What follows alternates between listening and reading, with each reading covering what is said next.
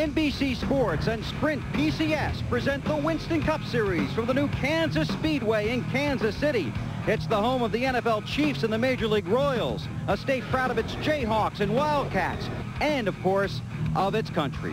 Hi, everybody. I'm Bill Weber, and consider this your official welcome to Kansas City. 75,000 fans, 43 drivers, 43 teams, and 400 miles on a brand new racetrack. We've already shared many of the major stories we're going to be watching today.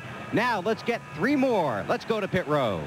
Jason Leffler is the 5th first-time pole sitter in the year 2001. The finishes of the other 4, last, second to last, and 39th. Jason hopes for much better things today from his Dodge. Let's go to Matt Yoakum. Although the Dodge boys grabbed 4 of the top 5 starting spots, a sleeper in the field could be back here in 12th. John Andretti has renewed optimism after turning in the 7th fastest time in the final practice session. He's trying to end an 86-race winless streak and become the first Dodge driver to win an inaugural event since the King back in 1974. To Marty Snyder. Well, Matt, Saturday's Busch race was a disaster for Kevin Harvick. After an accident, he sat in the garage helpless, watching his points lead go out the window. But that could be good news for Harvick fans. How's that? The last time his Busch Series car went behind the wall was Chicago. He went on to win the Winston Cup race, and Chicago's an exact copy of this track at Kansas. Bill? Thanks, Marty. When they talked about building this track, some people thought it was a fairy tale. This fairy tale has come true. Some people expect a first-time winner today. That could be another fairy tale. And speaking of fairy tales, here's our answer to the Tin Man, Scarecrow, and the Cowardly Lion. Alan Bestwick, Benny Parsons, and Wally Dallenbach. And I'm not up on that fairy tale as to which one of us lacks which character trait, but I'll assume it was appropriately titled, Mr. Weber. Hey, we've heard a lot from the drivers this weekend about a one-groove racetrack. Let's talk about what that means and how it's going to affect today's race. Well, the racetrack is very, very wide, but these cars get in around the Speedway. There's only one place that they can run where the car really likes to run there, and there's a lot of grip. Now, as that groove gets oiled and run on, normally the groove would move up. They would start trying to find some new racetrack to get more grip. Not so with a brand new surface. That grip stays there consistent, and it looks like it might stay there for the entire 400 miles. Hey, you're right, BP. You know, and what we saw in the Busch race was the race to get to the bottom. If you look right down here, you look at there's Jeff Burton. He wants to get down to the bottom as fast as he can. So as the race starts, he gets to the bottom. That's the biggest thing all these guys are going to try to do is get to the bottom of the racetrack as fast as they can. Because passing might be a little more difficult on the track than the drivers might like, that means what happens on pit road is not just important, it's critical. And I walked through the garage this morning and I talked to these guys. Every crew member knows their job today is to get their car out front as quickly as they can. It's going to be pit stops crucial. In a moment, the opening ceremony here at the Kansas Speedway, including the singing of the national anthem by superstar duo Brooks and Dunn. Welcome back to the Kansas Speedway, where a sellout crowd of 75,000, plus the members of 43 race teams, will now take time to honor America before the start of the race. National Memorial Service for the victims of the severed...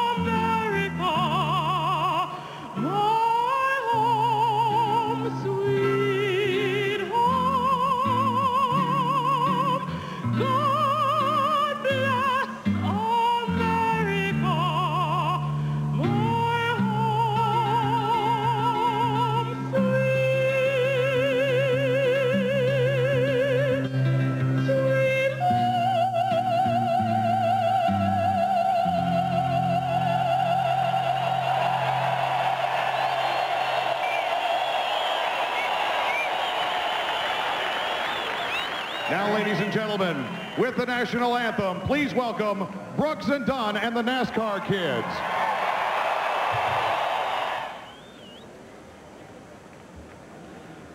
Oh, say, can you see by the dawn's early light what so proudly we hailed at the twilight's last gleaming, whose broad stripes and bright stars through the perilous fight, oh, the ramparts we watched were so gallantly streaming, and the rockets' red glare, the bombs bursting in air, gave proof through the night that our flag was still there.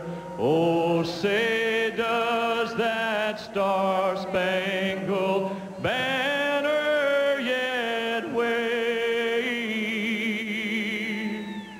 o'er the land of the free and the home of the brave.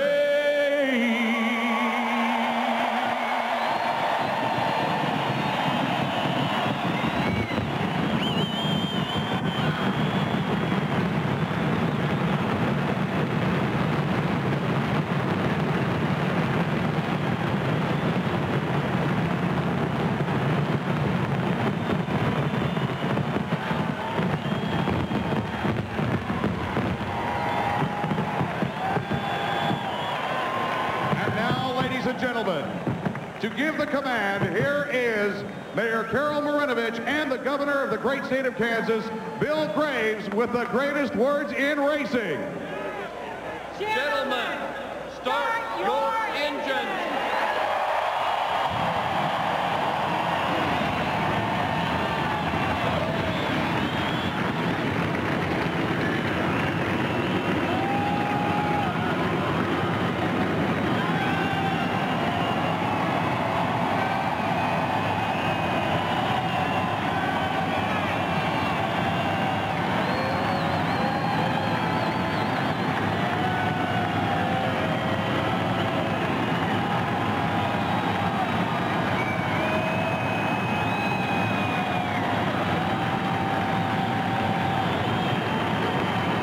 Jaron told me last night when the engines start, the emotions of current events are to be set aside, replaced by the steely concentration required to go racing.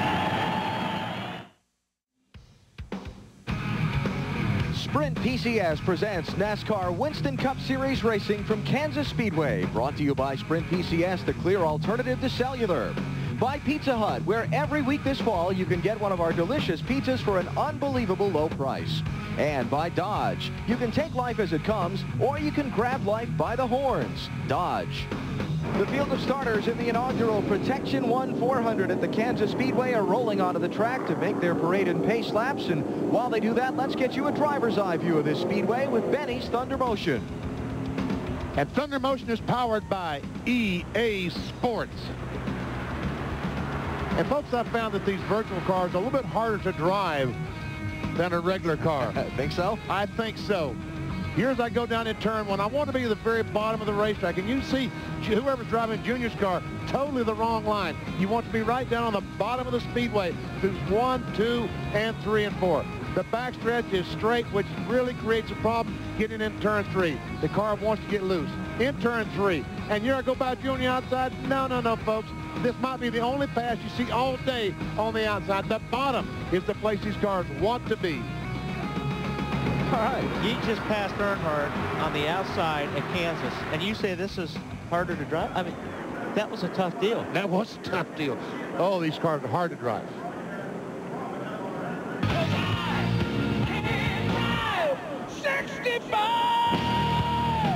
Budweiser, the official beer of NASCAR, is the proud sponsor of the Bud Pole Award given to the fastest qualifier at each NASCAR Winston Cup race. Rookie Jason Leffler with his first Bud Pole in just his 28th try, the 5th first-time pole winner this year.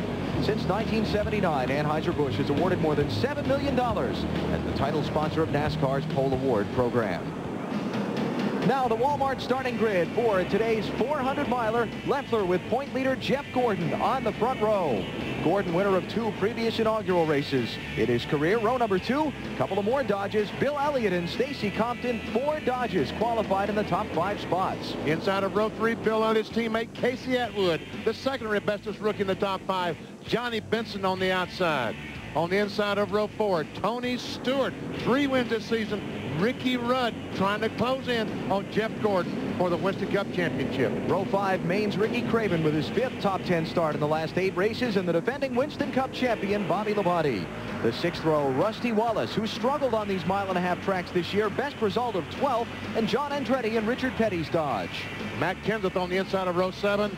His best 4th at Michigan in August. Jimmy Spencer, 5th at Chicagoland. Expect him to run well. On the inside of row 8, Kevin Harvick, Chicago winner. A track very similar to this, Andy Houston on the outside.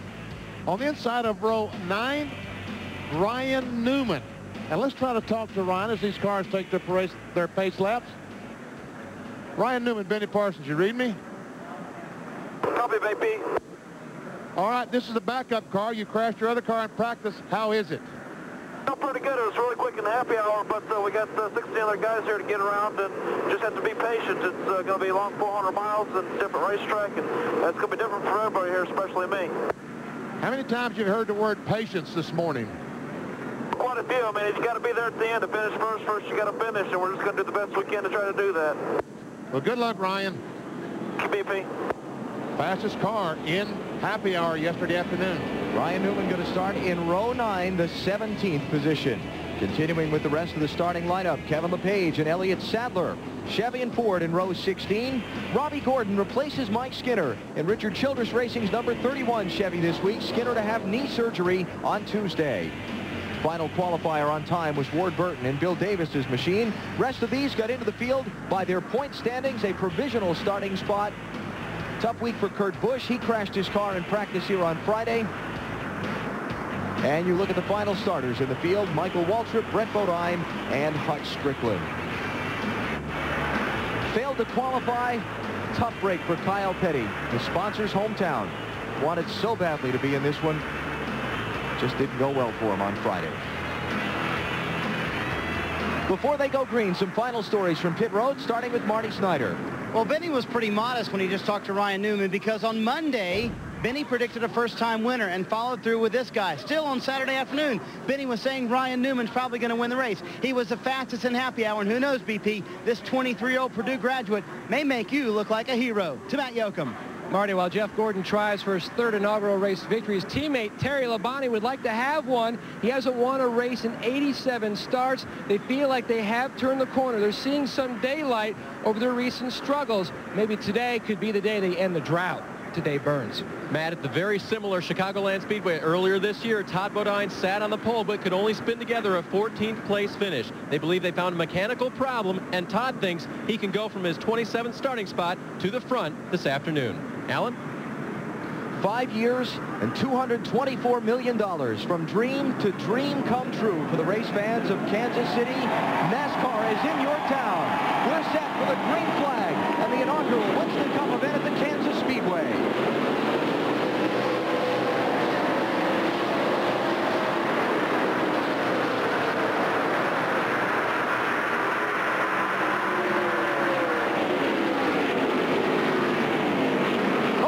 Turn 1, Casey Atwood spins. Ricky Craven has spun. Andretti damaged, yellow nose car. Benny, you talked about it at the very beginning of our pre-race show. The race was going to be the race to get to the bottom in turn 1 on lap 1. And here we've got the 5th place starter spinning at John Andretti. I know they had high hopes for that STP, the 43 car today. Oh, man. And Ricky Craven talked to Cal Wells just a few minutes ago. He said, today could be our day. Jimmy Spencer also coming down pit road. Let's take a look at what happened. Turn 1, lap 1. Something happened to the car in front of Casey Atwood. It's Stacy Compton that was right in front of him. I wonder if Casey got in the back of Stacy Compton, and when he jumped off the gasoline because he had gotten in the back. And let's see if we can see. There we see Casey on the inside. Oh, yeah. Yep, there's definitely some contact there. He just got in the left rear quarter panel. Stacy. John had nowhere to go. Stacy thought Casey'd give him room and went for the bottom of the track. Yes. In the drivers' meeting, Johnny Benson watches this and somehow gets by before the 19 car of Casey Atwood backs up the racetrack.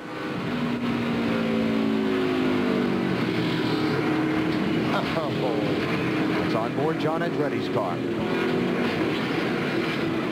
In the drivers' meeting this morning, David Hoots, NASCAR's race director, said, "No one will win this race in the first turn of the first lap. Please remember that." Turn 1, lap 1. Got a few wrecked cars.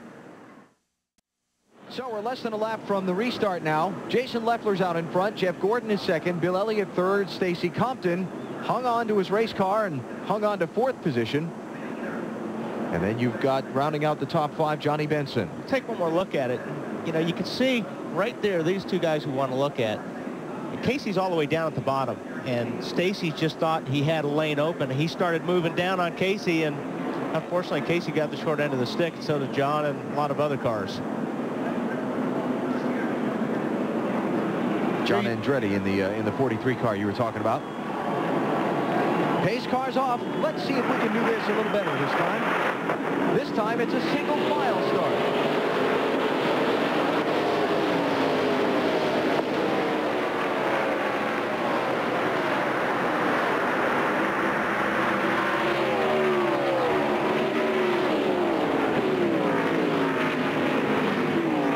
Pretty important right now to protect the bottom, because if you don't, and you get up on that high lane, it's just going to be like a Talladega. You're going to get hung out to dry because everybody's nose to tail.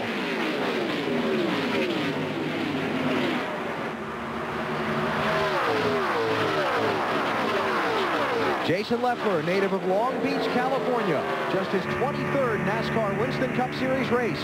He leads the champion to be, potentially, Jeff Gordon. 3-time champion. How's that? That's better. All right.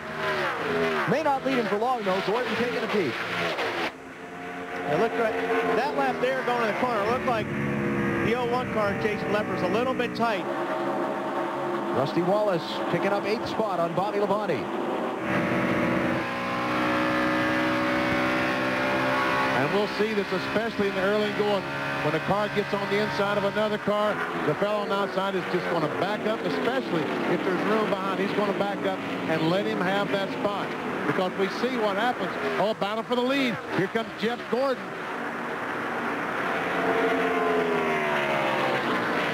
Gordon out in front. In trouble on the backstretch. Buckshot Jones.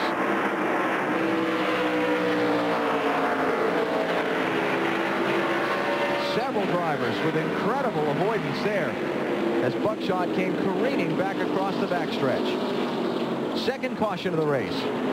See some damage to the front of Buckshot's car.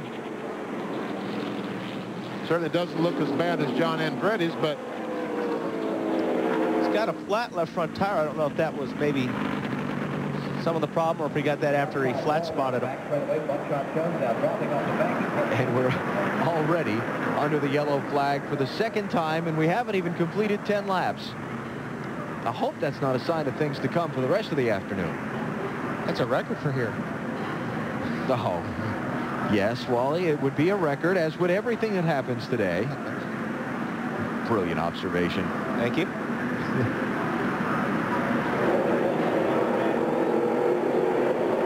Let's take a look at what happened to Buckshot Jones off turn 2. That's put the yellow flag out again. There again, looked like he may have got a little bit of help there as well.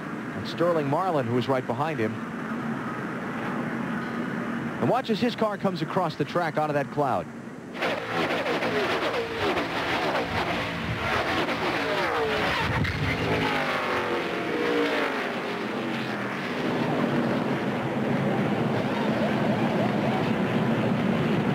On pit road, looks like they've got a lot of work to do before they'll get Buckshot back out in this one. Dave? And Alan, the first thing they did was to check to see if they had broken the radiator and what damage there was to the left front suspension. Looks like there are no visible pools of fluid or anything underneath the 44 right now, so that's a good sign. But they're going to have to do a lot of repairs, as you mentioned, to get him race ready once again. A lot of cars on pit road as well, Alan, topping off fuel and putting on fresh tires. Let's go to Bill Weber. Well, back in the garage with John Andretti, and I know you're disappointed. What'd you see? Oh, I didn't. All I saw was the car spinning out. It's real unfortunate because it's first corner, the first race here, and we had a really good car. Cheerios Sprint Dodge was really good all weekend, and I mean, it's just really, really frustrating for us and the guys. I don't have much to say. I just came out to say hi to my kids, Jared, Olivia, and Amelia, and say hi to them, tell them Dad's okay, and you know, it's been this way for a year. I told Kyle, I said, why can't anything good happen to this race team? You know, it's they work so hard, Kyle worked so hard, and we deserve better than this. And if not for me, for them. John, were guys fighting to get that inside groove too early?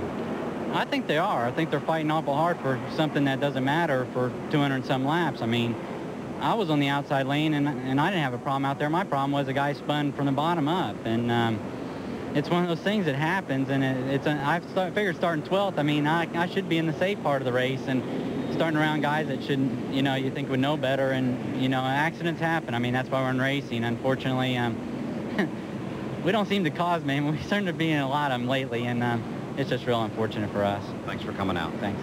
Alan. All right, Bill.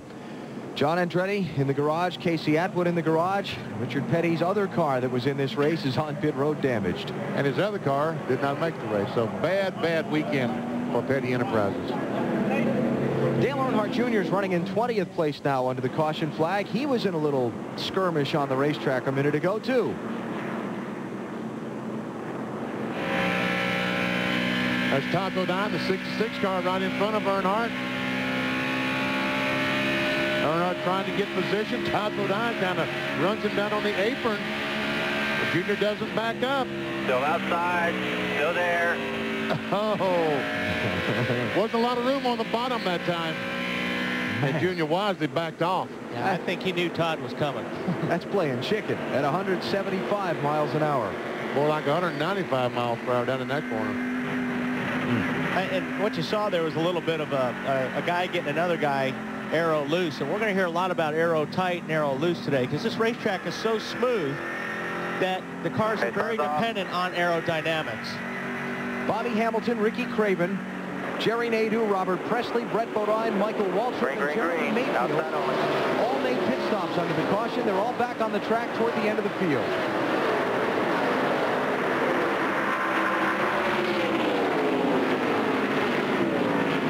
And look at Kevin Harvick on the outside. Now, you would have thought he'd have learned yesterday not to test that outside, but he did pick up a couple of spots. Got around Tony Stewart. Harvick up to 7th. Now Stewart with Rusty Wallace to his inside for 8th. Rusty in the 2.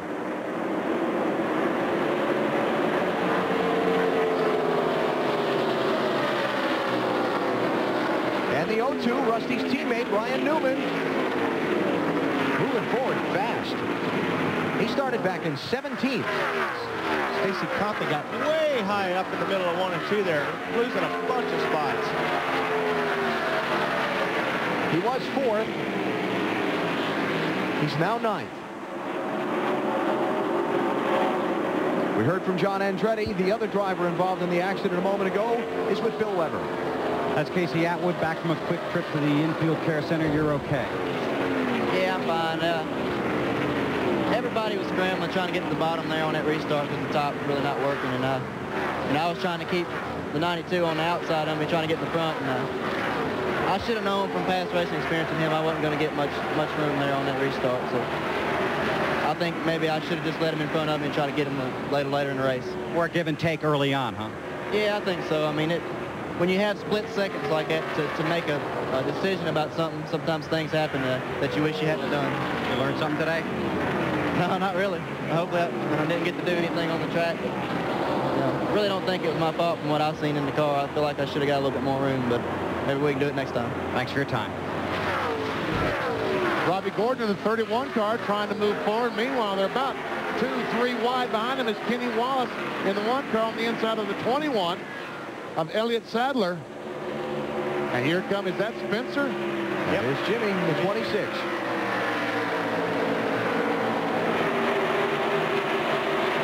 Everybody now, after seeing that first turn incident, being very careful when they get in that outside lane. I don't know. I know too.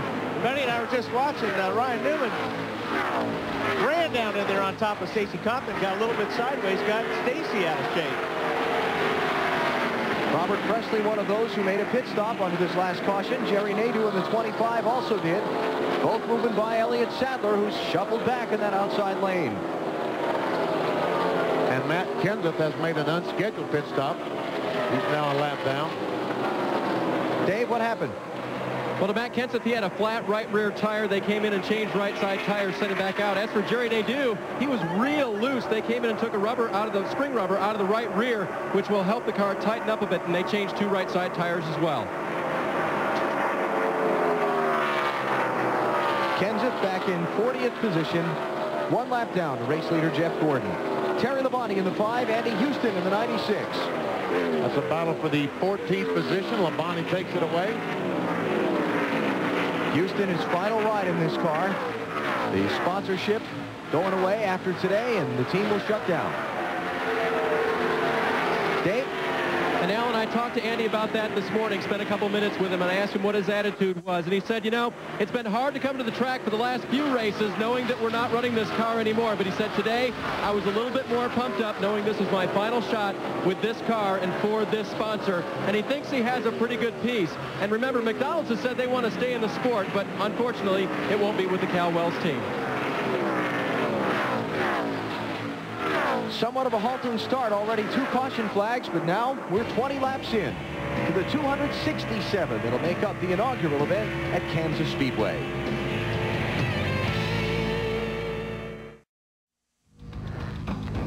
Back at the Kansas Speedway, new leader. Sprint PCS presents NASCAR Winston Cup Series racing. Bill Elliott has just gotten by Jeff Gordon to take over the top spot. And Elliott has already pulled out to about 2/3 of a second lead. Here's that happen. Came off turn 4. We see Jeff Gordon's car is pushing, going up the racetrack as it comes off the corner, unable to keep it down. Bill Elliott could keep his down. Pull alongside Gordon, took the spot going in turn 1. Elliott, 3rd different driver to be out in front. Pole sitter Jason Leffler led 8 laps. Gordon 14. And now Elliott 4 as he comes to the start-finish line. Gordon is 2nd, Leffler is 3rd. Ricky Rudd has taken 4th from Johnny Benson a few laps back. Rusty Wallace has now moved to 6th through Bobby Labonte. More on the leader from Bill Weber. And obviously a good run for Bill Elliott so far. Strong. They were very concerned when he got out front what the nose of the car would do in clean air. The question, how is it out there? One word answer, good. They've also told him that he is very strong from the middle of the corners off through the front stretch and the back stretch. So Dodge strong early. Bill Elliott hunting for his first win since 1994.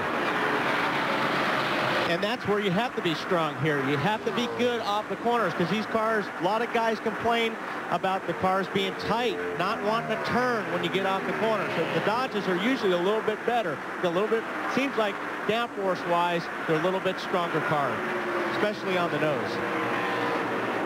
Dodge has got a rules concession from NASCAR a couple of months back where that very lower part of the nose of the car was allowed to be pushed 2 inches farther out forward away from the front bumper to increase the aerodynamic pressure on the nose of the car. And what that does is it pushes the tires into the racetrack a little bit better. That's going to give you more grip. We talk about tight, loose. We'll be hearing that all day today, folks. You'll be hearing it because we've got to talk about it. We're going to try to show you what we're talking about when we say tight. We'll go inside our virtual garage. go down the corner preferred line, just as it is at the Kansas Speedway, right on that white line. When the car comes off the corner and gets tight, it just pushes up the racetrack. Car is unable to turn. So visualize that, folks, when we say the car is tight.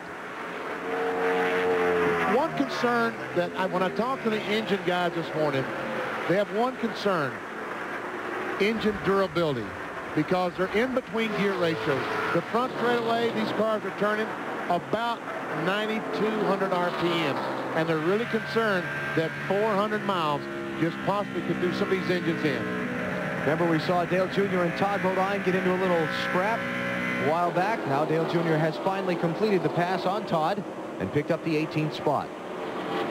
7 cars, Mike Wallace. He's 17th, trying to get a move on Andy Houston in the 96.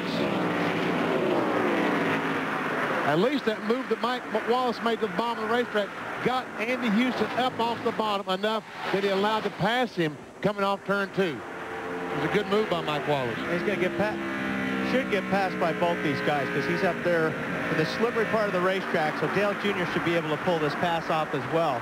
And another 3 or 4 behind if he doesn't get back down there. There you go, Andy. Close that door that was open before Ward Burton came through. Jimmy Spencer on the move. And Jimmy Spencer had that damage on that first lap crash and made several pit stops, had to restart about the 35th position. He's worked his way up to 21st. 16th place, Dale Jr. around Mike Wallace. Ward Burton ran up on the back of Andy Houston, got the back of his car loose, and now Andy's going to lose a couple more spots. This Kansas Speedway does not have the banking in the corners that some other mile-and-a-half tracks do. When we go to Charlotte next weekend, those corners are banked at 24 degrees. This one is at 15 degrees, and it creates a whole different set of problems when you try and go into one of these corners. Yeah, the banking doesn't hold you in the racetrack, so you go down into the corner, and you can't go through the corners fast because there is less banking. And a new racetrack like this, like Benny said earlier, there's not a whole lot of grip or traction. The racetrack isn't weathered enough to give you that grip in the tires. So everybody tries to run down the bottom of the racetrack, put that rubber down, that helps them stick. And when you're on a flat race, on a bank racetrack, as you were talking about, bank can do so much for you. Here's Jeff Burton on the inside of Todd Bodine. Can't quite get the position he needs. Sterling Marlin started back in 19th place. He has moved up now, just taking the 11th spot away from Dale Jarrett. Scoring serial on Marlin.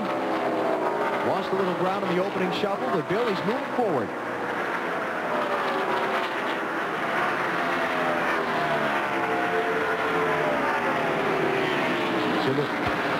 Well, Sterling Marlin having a good run here early, Alan. And just a couple of things about that paint scheme. It's called American Pride. And last week, Coors raised $4,000 for disaster relief victims following the terrorist attack on America.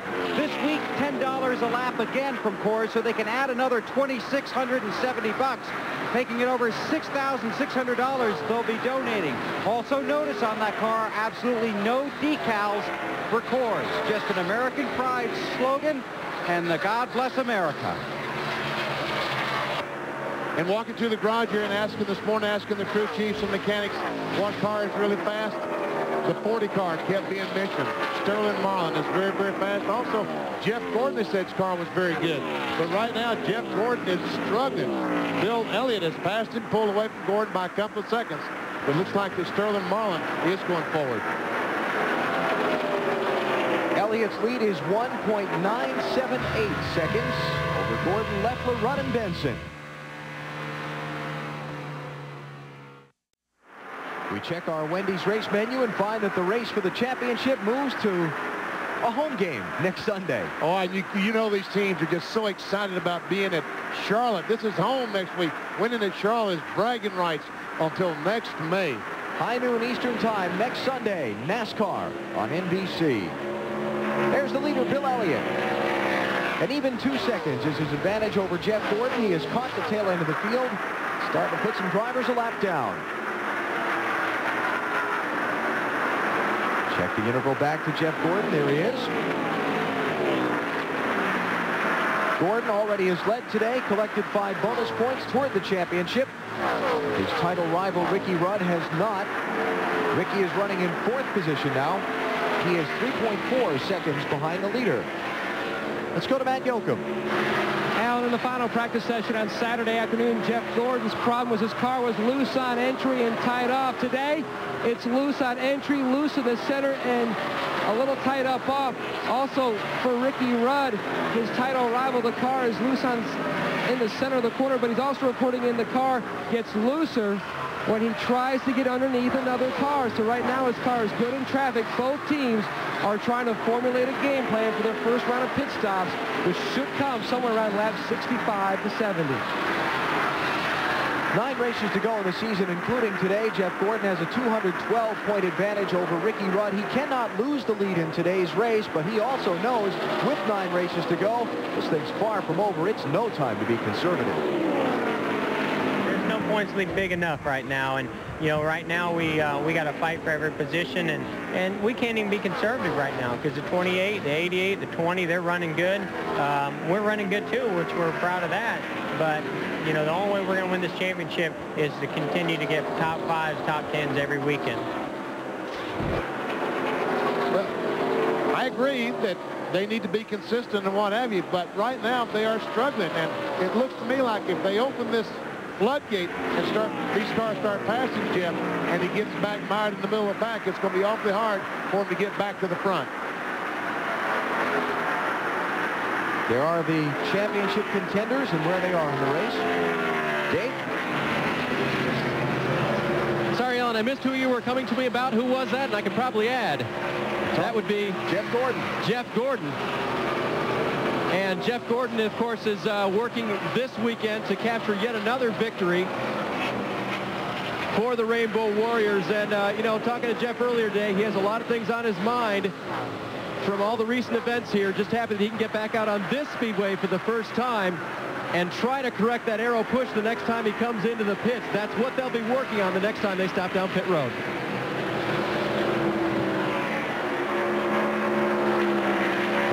Gordon falling farther back. He's now 3 seconds behind, so Elliott's added another full second to his advantage. Yeah, I'd like to get back a little bit earlier. I think as Matt was talking about the 28 car. That's a hard car to drive, what Ricky's doing right now. The car being loose in the middle, which actually the front tires are sticking too good, so the car wants to get sideways in the middle. When you get next to another car, especially as close as these cars are passing each other, you're taking the air off your car. You're taking the air off your spoiler. So it's even scarier passing somebody because you don't have as much downforce. So he's got his hands full right now. See Jimmy Spencer back on the racetrack after an unscheduled stop. Derek Hope has also been on pit road for an unscheduled stop. His car down a cylinder. You know, we keep, oh, we see Spencer in the wall. He just had made a pit stop and goes down the corner, and the car just would not turn. Caution, Spencer's car has dropped debris. You know, the guys talk about putting on new tires. When you put on cold tires, they just don't seem to grip too well that first couple of laps. And I think that's what happened to Spencer. He made a stop, changed tires, and he got down to turn 1. They just would not grip. Third caution of the race. And we're going to see pit stops now. The question that I have, what are we going to see on these pit stops? Do you think some guys will be changing 4, some guys 2, and maybe some guys not even changing tires? 50 laps in, you need most of a tank of fuel. So you might as well change the 4 tires, wouldn't you think? I agree. If you're going to be there that time, you may as well go ahead and put rubber on. Let's take a look and see what happens. See Ricky working on the back end. Yeah, you're right, BP. The car just quit turning. Just got down in the corner and lost grip. But see, the reason I would put 4 tires on is it may set you up. If this thing does go green for a long time, then you put yourself in a position to maybe just take right sides. You know, it's hard to tell. Seems like these cars are just as fast or even faster after 30 or 35 laps on their tires than they are with new tires. Lead lap cars only are allowed to pit the first time by. It'll be Elliott, Gordon, Leffler, Rudd, and Benson coming in. Challenge here for Leffler's crew. Their first time at the front of the pack. Let's see if they can get all pumped up and keep their guy up there. I tell you what, a bad pit stop right now could certainly cost you the race when it's all over. Bill Weber, they're coming to you. And you look at the triple splits, also 50 laps for Bill Elliott. The car just a little bit free. 4 tires in fuel. These are 4 scuffed tires. They were scuffed for 2 laps in practice here earlier in the weekend. Marty? Jason Leffler also with scuffed tires, Bill. A little bit tight. He's doing a terrific job right now. They are very good on the long runs. Half a pound into the right rear. To Matt Yoakum. A 4-tire change for Jeff Gordon. They made a wedge adjustment. Remember, his car was tight. And the 9 car will beat Gordon off pit road. Elliott, Gordon, Rudd, Benson, Wallace. Where's Leffler? We saw they had some trouble on the left side on their pit stop. He's 8th in line. And that was, it looked like it was only about a second or a second and a half slower, but that's a lot on pit lane. Dave Burns. Good pit stop for Jerry Nadeau. He wanted to actually stay on the tires he was on. He communicated with crew chief Tony Furr and said, I don't think I want to change tires. Tony said, no, let's get these off. It's your first long run. They came in before, but they didn't change tires. It's your first long run. Let's take a look at them, and we'll judge from there whether or not we can stay out long time today. The crew's looking him over now, and Jerry just made a slight air pressure adjustment for him. He was just a tick tight off of the turns, but he was much better the last 5 laps. Nadeau pitted on lap 10. He restarted 39th. He moved up to 19th under the green flag before making that yellow pit stop. 51 of 267 laps complete. Less than a lap from the green flag. Here's our Mountain Dew pit summary. See, Ricky Rudd picked up a spot. Everybody from 3rd forward, from 4th forward picked up a spot because Jason Leffler, who was running 3rd, didn't do too good. He ended up 9th spot, lost 6 positions on that pit stop. Bobby Labonte lost 4. Leffler's team had a little bit of trouble on the left side when they went around. And this is probably one of the few times the leaders like when their lap cars are down on the bottom, because if these first 3 or 4 guys can clear the lap cars, they're going to put some distance on the cars behind, because all the lead cars are up high. So they got to get by these guys as quick as possible. Bill Elliott, Jeff Gordon, Ricky Rudd, Johnny Benson, and Rusty Wallace are the top 5. The lap down cars to the inside, the 12 of Jeremy Mayfield, the 17 of Matt Kenseth, those 2, the 55 of Bobby Hamilton. They got lapped by the leader before the caution came out. And that's exactly what Wally was talking about. The top 4 cars have been able to clear the lap traffic. Rusty Wallace, the 5th place car, hung up behind them and losing ground each lap. Elliott gets the car a little bit loose. Gordon's looking on the inside. He's there. And Bill said, okay, Jeff, you're there. You can have it. We're under caution at lap 3. A lot of things happening, so let's do them now. How about the 3rd lap after the restart with our silent tribute to the great champion Dale Earnhardt and all of America's lost heroes.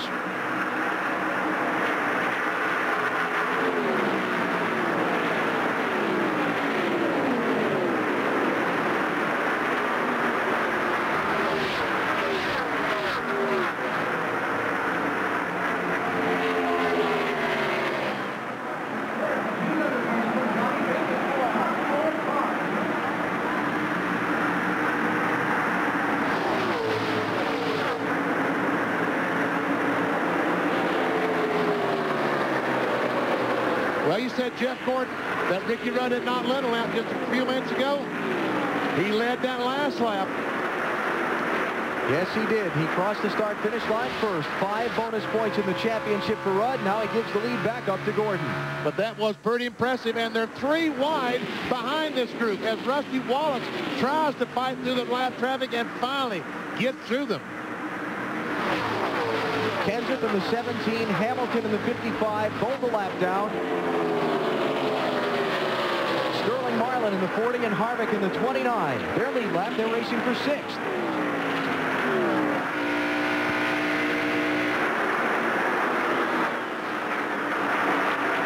As our pole sitter, Jason Leffler behind these guys.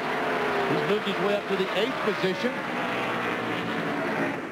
Just got by Tony Stewart to take that spot. Let's give you the cars that are a lap down, because at the tail end of that long run, the leader caught several people all at once. You've got Kenseth and Hamilton. I mentioned them. Brett Bodine, Elliott Sadler, Jeremy Mayfield, Joe Nemechek, and Hunt Strickland. A one lap down trouble. Front stretch. Kurt Busch. And a race back to the caution flag. Rudd's going to try and get Gordon for the lead. He has that position. Jeff hung on the outside the last time, and he's trying to do the same thing again. Maybe we are seeing an outside line move up. Come in, Wally. Who's it gonna be at the line? Rudd got him. Boy, that 24 car really hung out there pretty tough. And that was just to lead the race back to the pace car. They will allow Kurt Busch in the 97 to get back by the pace car. And let's go take a look at what happened to put us under caution. He just lost it up there. There was nobody even behind him really very close to upset his car. He just lost the back of the car. Andy Houston, I thank goodness he did not turn right when he finally got the car straight. In fact, the car turned left and down through the grass. And look at this. Wow. That is close. 10 inches, a foot. Maybe. So Rudd is now the leader of the Protection 1 400. 75,000, filling every seat in the house for the inaugural event at the $224 million Kansas Speedway. We're under caution for the 5th time in the race after Todd Bodine and Ward Burton crashed up in turn 1 because... As you see the 25 car, Jerry Nadeau just drives way down into turn 1. Gets in the back of Ward Burton, turns him sideways. There's Todd Bodine, has nowhere to go, and got some tore-up race cars. And you know, Todd Bodine, the 66 car, and Ward Burton, he's a little angry. The guy's trying to restrain him. Look, let go of me, man. Look, I got to go over and talk to my man and say, why did you do that? But you know what? The fact that the 66 car was there saved him a lot harder impact because it really cushioned the blow for the 22 car. I'm sure that'll make Todd Bodine feel a lot better. Under caution, they're going to take and clean the whole track up with some of the big jet blowers. So let's take a break and come back before the restart.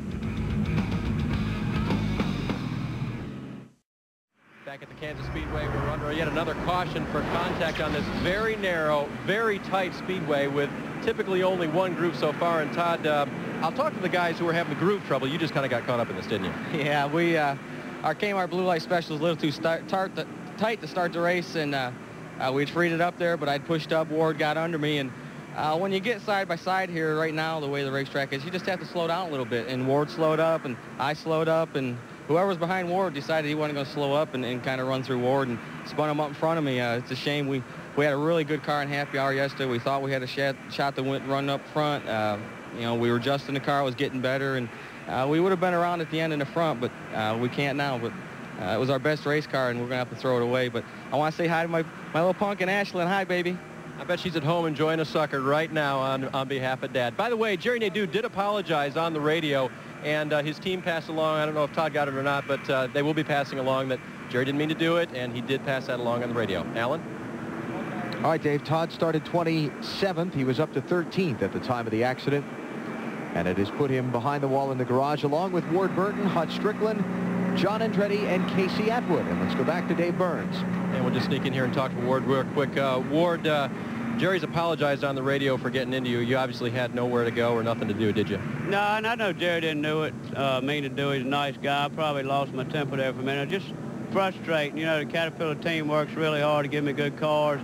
Came from 36th running 14th and was just biding my time, waiting for it to open up. The guys in front of me were bottlenecking, and we just had to slow down going in the corner. Jerry didn't, but that's the 11th time this year I've gotten the hell knocked out of me. It just gets frustrating after a while.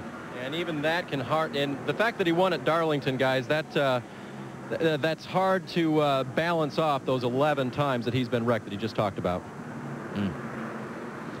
So Ward Burton's day most likely done with a very badly damaged race car. Meantime, Jerry Nadeau is in 12th position. Let's check our NASCAR Busch Series update. yesterday, 300-miler here at the Kansas Speedway. Jeff Green, for the second week in a row, is the winner, and the second week in a row, his team made a little strategy call late in the event that got him up front. This time, they did not make a late pit stop when a lot of others did. Jason Keller among them, who was leading late in the race. He wound up 5th. Championship standings, Kevin Harvick had a very bad day yesterday, involved in a crash. He lost about a third of his lead to Jeff Green and Jason Keller. The Busch Series running in Charlotte next Saturday.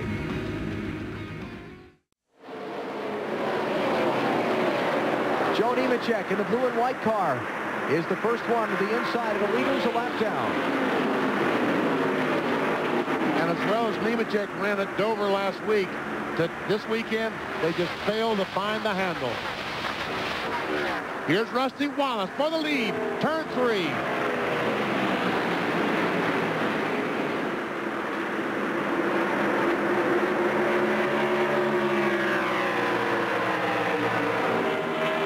Fifth different driver to lead the race. Rusty Wallace, now Bill Elliott under Jeff Gordon for second.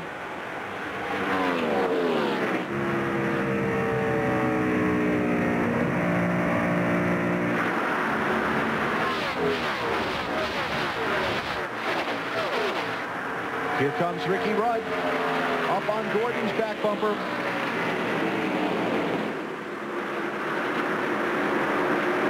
And here's where Jeff Gordon has been struggling. Off turn 4 as he comes off the corner.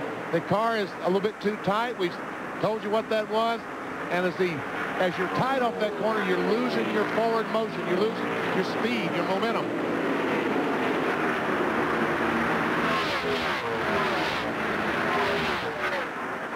Behind these 4, Johnny Benson runs 5th, Kevin Harvick 6th. Trouble in turn 2. Stacy Compton.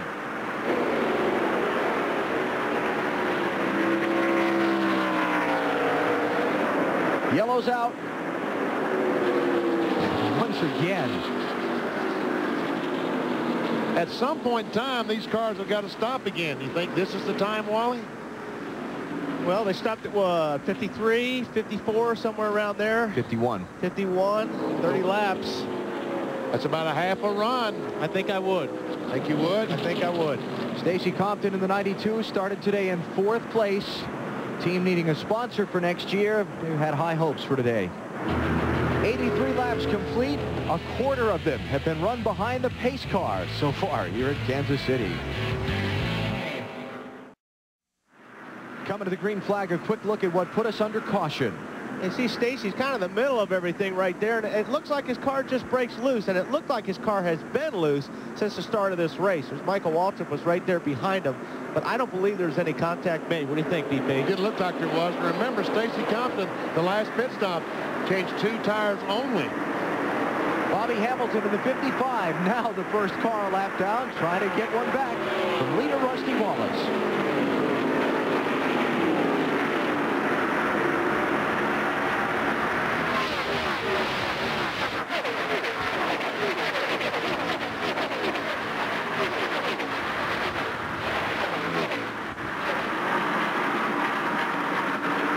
It's Rusty Wallace leading, Bill Elliott 2nd, Jeff Gordon 3rd, Ricky Rudd 4th, Johnny Benson is 5th.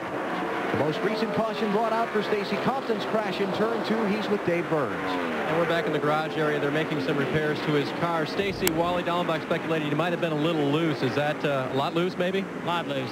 Kodiak Mellon Dodge, great qualifying effort. The guys really hustled. Had a little problem this morning with motor and ended up having to change motors. And I don't know. We've been fighting loose all day. And Wally's exactly right. We got a little loose. Caught it a couple times before, but couldn't catch it this time, and ended up touching the wall a little bit. We'll be back out in a few minutes. Hate to have to ask you about this one, too, but you had contact with Casey Atwood on lap 1. What happened there? Well, I apologize. You know, I thought I was clear. You know, I looked back. I seen Casey. I was clear on the straightaway, and we got off in the corner. Apparently, I wasn't clear. I hate it for those guys. They had a good car, and hate that anybody gets anything tore up, but I thought I was clear, and I guess I wasn't. All right, Alan. So Stacy Compton back in the garage area with Ward Burton, Todd Bodine, Casey Atwood. Been a tough start. And by the way, John Andretti is back on the track after repairs to his car.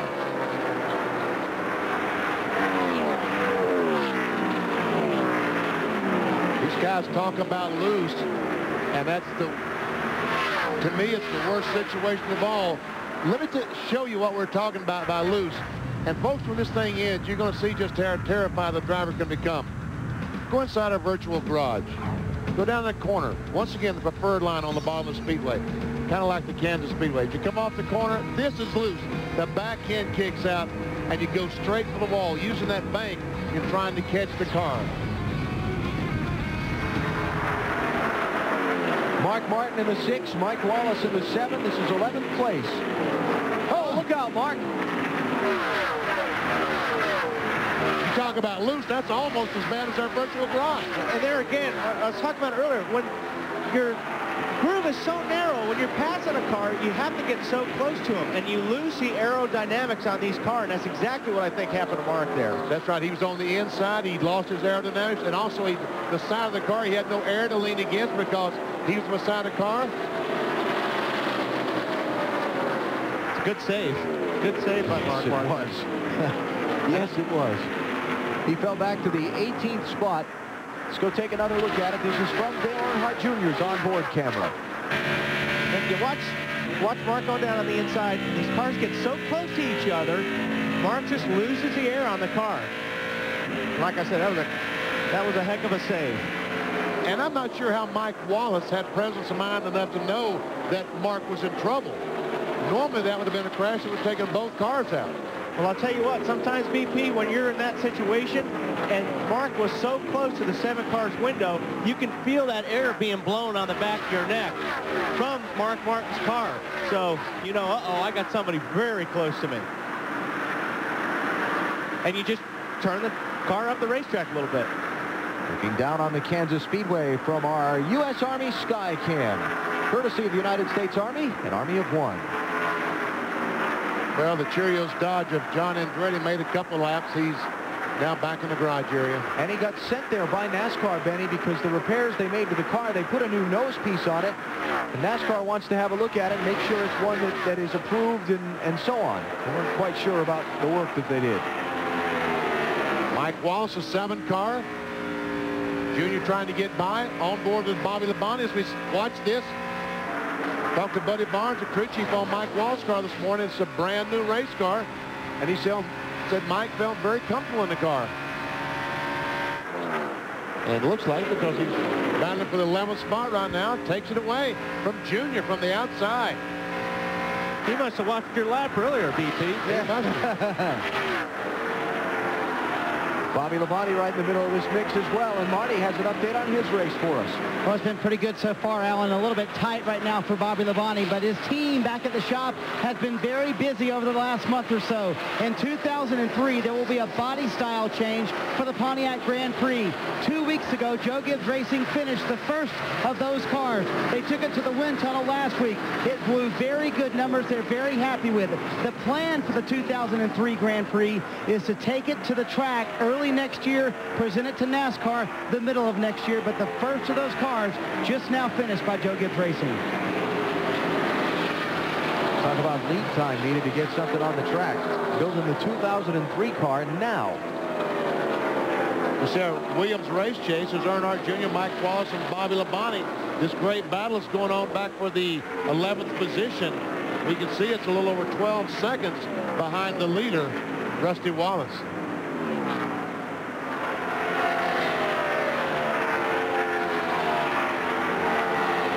Mike Wallace job hunting for next season. He is out of the 7 car at the end of this year.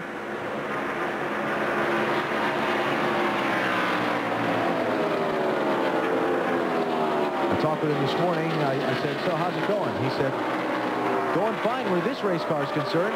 Got anything I can drive next year? See Sterling Marlin coming up right behind Johnny Benson trying to take over. That's the battle for the 5th spot. And folks, we've showed you the tight and we've showed you loose. The problem with these race cars today, as they burn fuel off. After all, fuel weighs about 6 pounds to the gallon. There's 22 gallons of fuel. So as that weight is burned off, they start picking up push in the nose.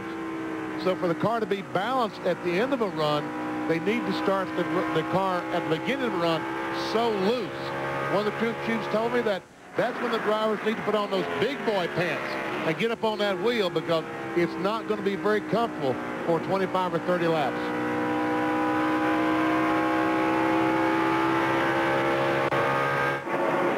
Marlin looking to the inside of Benson. I think Johnny knows Sterling has the faster car at this point.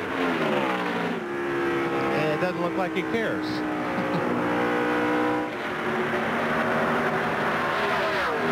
Talked about the potential for first-time winners today. Benson seeking his first NASCAR Winston Cup win. Pit road for Hut Strickland. We're told that a transmission has failed on Hut Strickland's car. There we see Benson finally lost that 5th position to Sterling Marlin. See, he did care. He did care after all. So now if we're going to have a first-time winner, we've got to go back to the 6th spot to find someone who hasn't won a race, a NASCAR Winston Cup race. Bill Weber. Well, Alan, Johnny Benson is one of a number of teams that we're testing here on September 10th.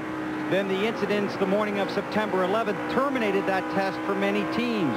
Benson and his crew decided to leave the track after the attacks on New York, Washington, and the incident in Pennsylvania. Obviously, they could not fly. They drove 1,044 miles from the infield here in Kansas City to their shop back in Concord. They were one of the few people able to get rental cars and make that trip. The test on that day, the 10th, was favorable and may be paying off today. Benson hunting, as Benny mentioned, for his first Winston Cup win. But the date of September 11th lives with this team for many reasons. And one of them was that trip home. You know, it really is amazing when you go into a rental car lot today and pick up your car, you can't find any license plates of the state you're in. Yeah. We came into Missouri here to the airport. You go to the lot and it's all Montana, California, Texas. The car that I'm driving has a Texas license plate. Johnny Benson running in 6th, but he had a really close call a few minutes ago trying to put a lap on Joe Nemechek up in turn 4. He came up off the corner, and Nemechek did not get off the corner as well as Benson anticipated. Watch this. Little contact. Nemechek somehow saves the car. Dale Jarrett in the 88. Mark Martin in the 6, back for 16th place. Jarrett's not shown any kind of strength today at all. And I talked to Todd Parrott this morning in the garage area and asked him, "Did you make any changes?" He said, "I'm breathing, aren't I?" And in other words, they changed just about everything on the car this morning. Talking about the 88 UPS car. Marty? Well, and he was tight earlier in that last run. He said the car is rolling through the center much better right now. But again, he's gone back to the tight condition. They've really struggled all weekend. We talked about it in happy hour. They were making major changes to the 88 car in happy hour. They were not happy during that practice session. And this morning, things are not going much better once the race started.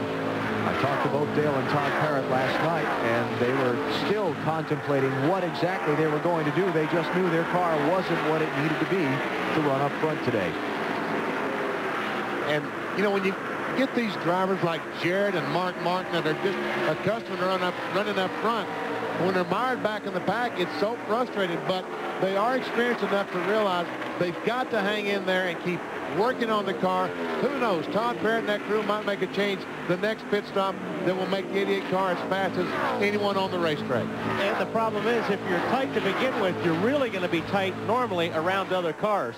So he's got that to contend with as well, because the air off the car in front of you is disrupting the air on your nose. So it's taking the air off the front of your car, which is making it harder to turn. A little different paint scheme for Jarrett's car this weekend. The flames and the brown color and all that designed to match some paint they put on a lot of UPS delivery trucks around the country and tie in with that whole "we want to race the truck" ad campaign. Bill Elliott trying to get the lead from Rusty Wallace. And I'll tell you what, Bill Elliott has a fan right now. Probably the biggest fan that he has on how well he's running would be Casey Atwood. Because there's nothing that's going to make Ray M smile except the victory here today. Casey involved in the crash, turn 1, lap 1, that took his car, which was qualified 5th, out of contention. Let's get an update on Rusty from Marty. Well, a lot of debate, Alan, about stickers versus scuffed tires. We have talked about it a lot today. Many teams in the garage area during final practice yesterday scuffed every set of tires they had. That is not what Rusty Wallace's team did. Instead, what they did was scuffed half and left half of them as stickers. Rusty just radioed Robin Pemberton. I like the sticker tires much better. They start me off a little looser, and that's what this car needs. To Bill Weber. Marty, 2 stories down here, first for the 9 and then for the 10 on sticker tires. The 9 did almost exactly what you did. You said scuffed every set 2 laps. Johnny Benson right now has a number of set of sticker tires in his pit. In fact, they plan to put on stickers. Next time they stop, stickers for Benson, scuffs for Elliott. We'll see what happens. Right now, if that's what he likes, that's what he's going to get. And obviously, Rusty knows he needs his car a little bit looser, like you said earlier, Benny, because his cars are going to get tight. But right now, he looks like his car's a little tighter than that 9 car. That 9 car is about to take advantage of it because he can stay on the bottom of the racetrack lower, getting off the corners. Cross alongside for the lead. Will Rusty give it to him? Not without a fight, he won't. But right here is where the 9 car is strong. But he had to pull the car down a little bit because the preferred line is to slide the car up against the wall. Hey, I see some light at the end of the tunnel on the second groove. And we're not even halfway. Side. Inside. Rusty hanging pretty tough on the outside. Clear. Remember what happened to Mark Martin a little while ago when he ran into turn 1 of the inside of Mike Wallace. Bill backing off a little early to make sure that doesn't happen to him. Exactly right. Uh-oh. Whatever problem the 90 car had, it looks to be terminal now. Transmission troubles reported earlier for Hut Strickland. Alabama driver going to be headed back behind the wall, it looks like. Wasn't it just talking about Bill Elliott not wanting to get loose under Rusty? Wasn't it just Dover last week? He was under Bobby Labonte early in the race, and the car snapped loose on him in the corner. They collided and wrecked. He's got way too good a car to take a chance on that happening right now. We're not even halfway through at Kansas City. Back with more after this. Sprint PCS presents NASCAR Winston Cup Racing from Kansas Speedway. Brought to you by the Wide Track Grand Prix by Pontiac. Wider is better. By Miller Lite. Grab a Miller Lite. It's Miller time. By Pep Boys. All you need to know is where to go. Pep Boys. And by McDonald's. We'd love to see you smile. Well, the pulse hitter peels off pit road, Alan. He was out of fuel when he came down pit road, was Jason Leffler. The car's been very good, but a little bit tight today, Burns. Andy Houston's car was running, Marty, so they still had fuel. He was just a little bit tight. They made a wedge and a track bar adjustment, and now he's gone. Leaders last stopped at lap 55. We're at lap 116 now. We saw a lot of cars run out of fuel in the Busch race yesterday, so these guys can't cut it too close. 60 to 65 laps. Terry Labonte out of fuel. He looks to be out of fuel. He was slow off turn 2. And here's a change for 4th spot. Matt, what's going on with the 5 car? You're exactly right, Benny. He reported in he is out of fuel. The 5 car of Terry Labonte is out of fuel today.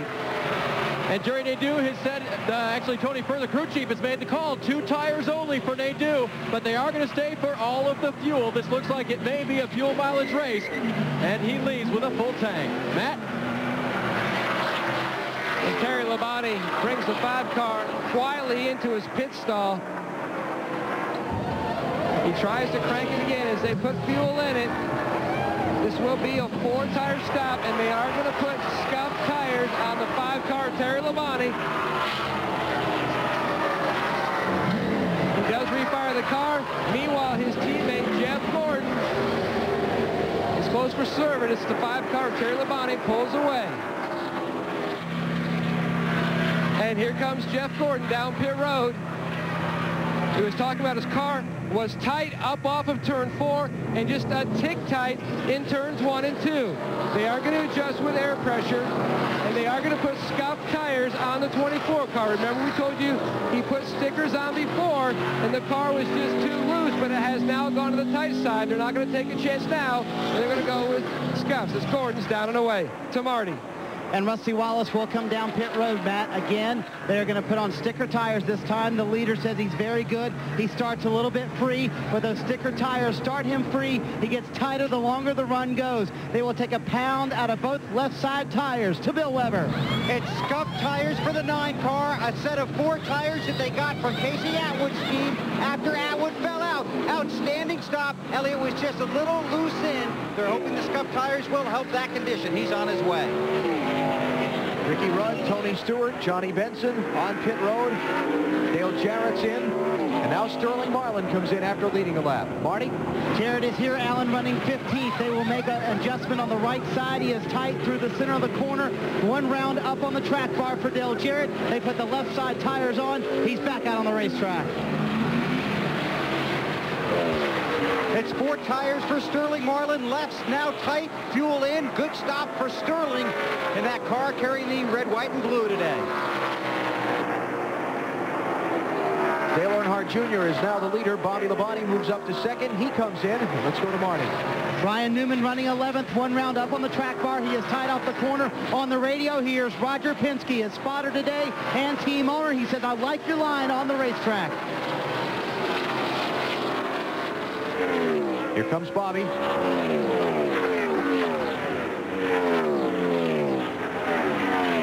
Marty? On the radio, Bobby Labonte was saying, I just can't get the car to stick into the corners. He is pushing really bad. They finished 36 at Dover. They fell from 6th to 9th in points. They really want a good finish, and they really had a great stop. Today, Burns. 4-tire stop for Mike Wallace, running near the top 10. He made a radio adjustment. His radio was not working. They said he was tight from the spotter. Bill Weber. Dale Earnhardt Jr.'s team had a bad pit stop earlier in this race when the right front tire got away.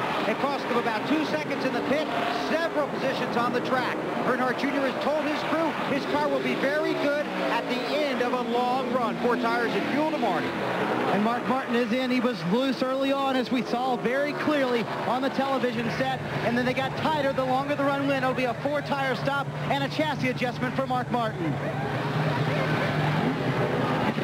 Kenny Wallace is now the leader, waiting his visit on pit road. Of those cars who came off the pit lane, Rusty Wallace, far and away the clear winner. He's got about 3 seconds on Jeff Gordon and Bill Elliott. Gordon just passing Elliott on the Speedway. Kenny Wallace might be one of those cars that stopped earlier. We'll have to find out. Well, I'll tell you here in just a second, BP. Let me grab my pit chart. Back on lap 80. Here he comes now, so I guess he wasn't.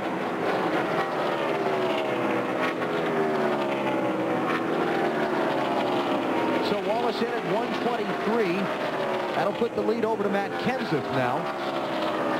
And Marty Snyder covers the Kenny Wallace pit stop.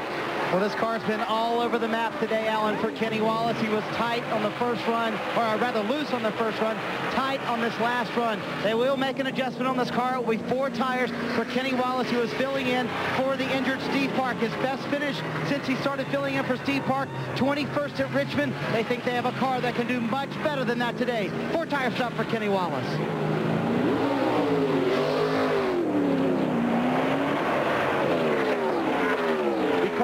Drivers on different pit stop schedules, the running order now is going to take on a very different look from what it has for most of the day. Matt Kenseth is now the leader. Kurt Busch is second. Dave Blaney third. Jeff Burton fourth. And Kevin LePage fifth. Then Robert Presley is sixth. Michael Waltrip seventh. Ken Schrader is eighth. Then you get back to Rusty Wallace, who's now ninth. That's those cars that pitted on the caution flag on lap 80 that Walt and I wondered if they should pit or should not pit. Some of them chose to. They could still run probably for another 30 or 40 laps. And out of those cars, let's not forget, Matt only took 2 tires. Isn't that right? And Jeff Burton took 4 tires. So that may come into play here in a little bit as well. Their stops were on 82, Benny, and everybody's been getting 60 to 65 laps on fuel. So they've only got another 10 to 15 that they can run here before they'll have to stop. Right now he's got the 0-2 car, Ryan Newman, a lap down, although Newman is trying to get by Kenseth now to get back on the lead lap.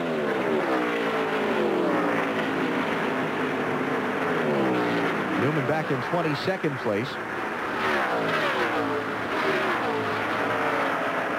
And that's important. Did he get by Matt Kenseth in case the caution comes out? You're exactly right. I was just thinking of that. You say, well, gee, why is he trying so hard? He knows Matt Kenseth's got to come in for a pit stop. But if their yellow were to come out, then automatically he's a lap. Ryan Newman would be lapped down. So on a different pit stop schedule, Matt Kenseth is now the leader here in the Protection 1 400 at the Kansas Speedway.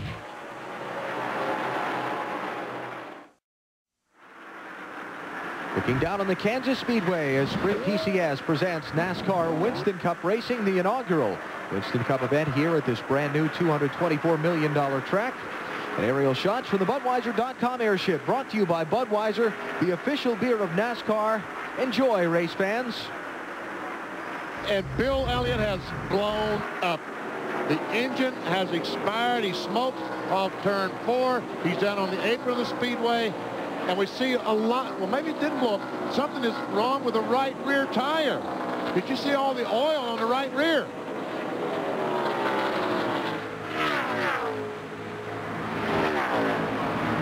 If they had a seal or something like that? I don't know. We'll find out from pit road here in just a moment. The update on the Bill Elliott car. In the meantime, Kurt Busch has given up a top 5 spot to make his pit stop. Still Matt Kenseth and Dave Blaney and Jeff Burton and Kevin LePage out there waiting. Dave? And Kurt Busch rolled in without power. The fuel light had been blinking. It did run out of fuel before he got down here. He was tight. They put a spring rubber in the right front. That usually makes it tighter, so they made a compensating wedge adjustment to the rear. Now they spray ether into the carburetor, into the air cleaner to try to get it started, and he does. And Bill Elliott has made it back onto pit road.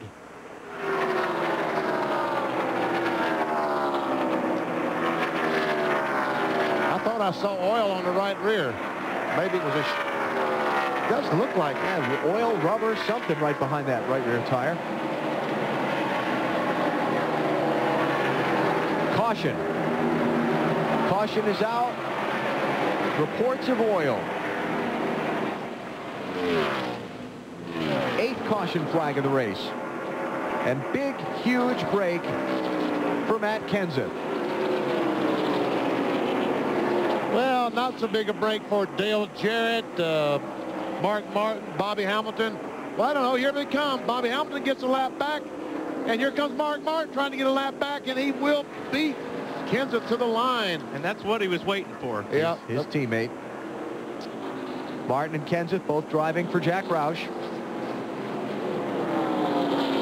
So they'll get back on the lead lap, the 20th and 21st place cars. And DJ did not make it.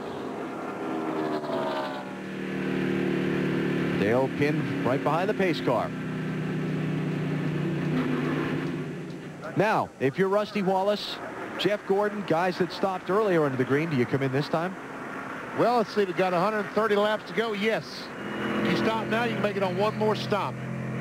You got to stop twice anyway if you don't stop now. They'll be coming.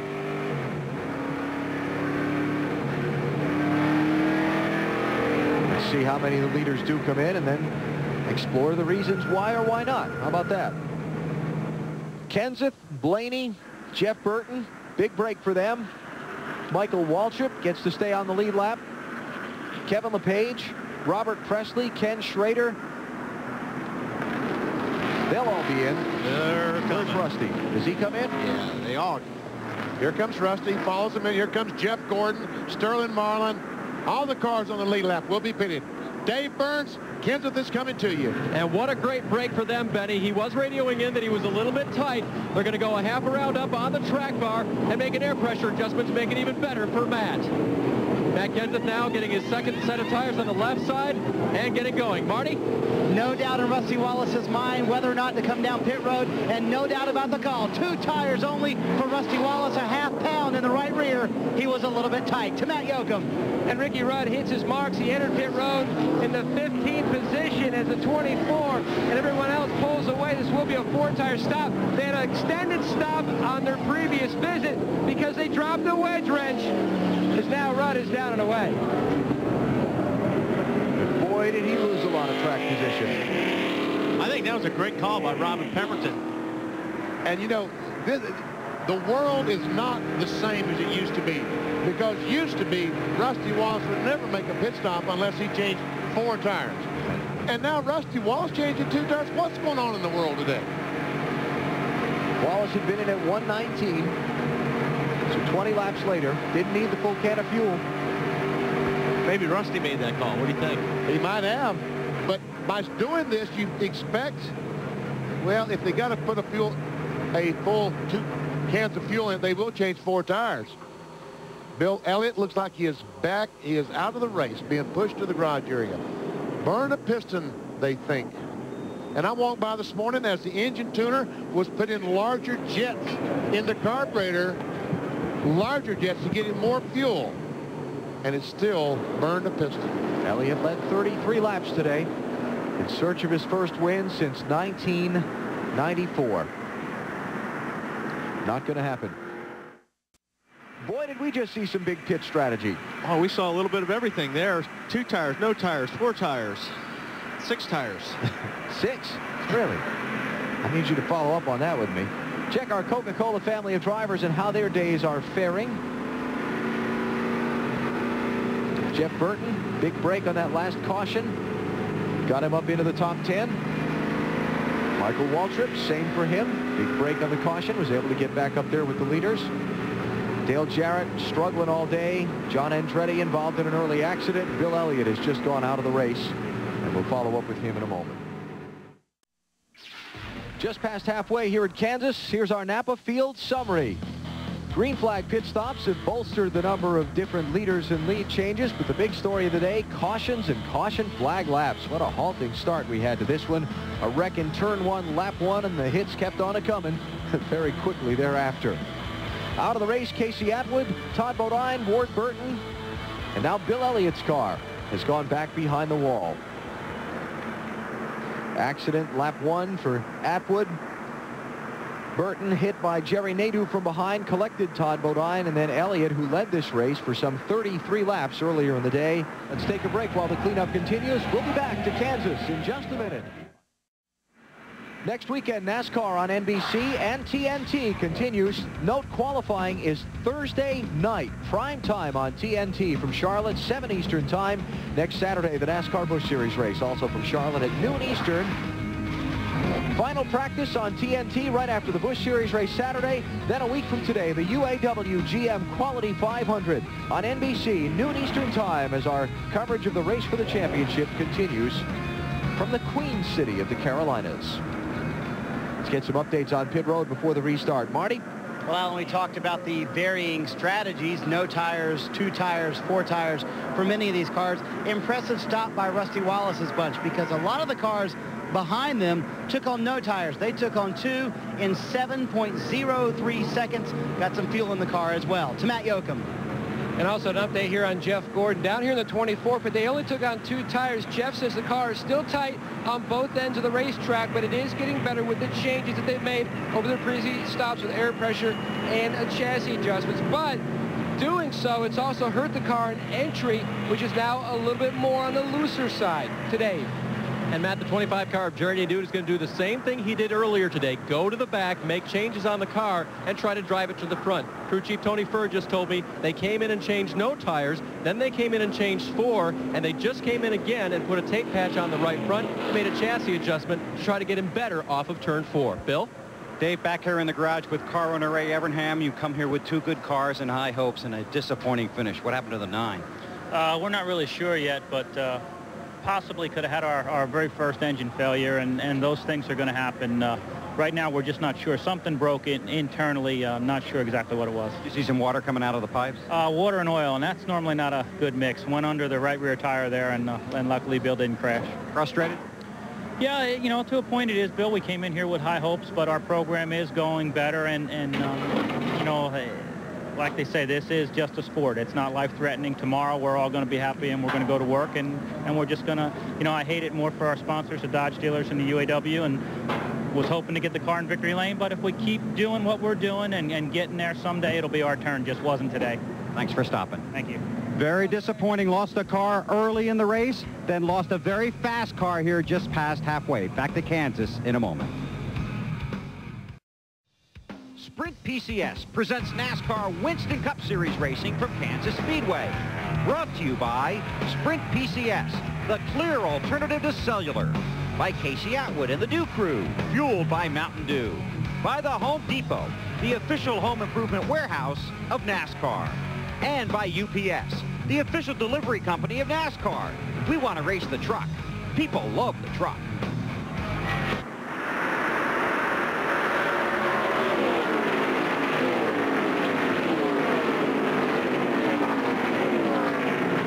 Rusty Wallace trying to put a lap on the one car. Kenny Wallace, his younger brother. Lead lap cars are the ones with the bubbles over the top of them. Just to show you how the lap cars are mixed into the situation. DJ on the outside of Junior back there. Junior's the third spot. DJ, the 88, a lap down.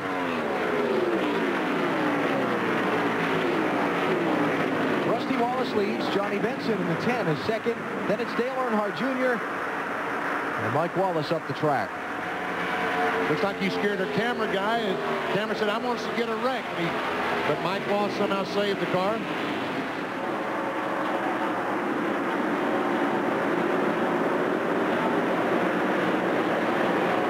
There we see the 17 car, Matt Kenseth, who was the leader when this caution flag came out.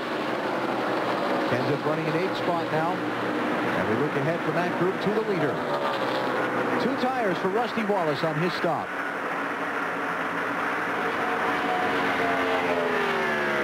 Benson with fuel only in that 10 car to move up to second.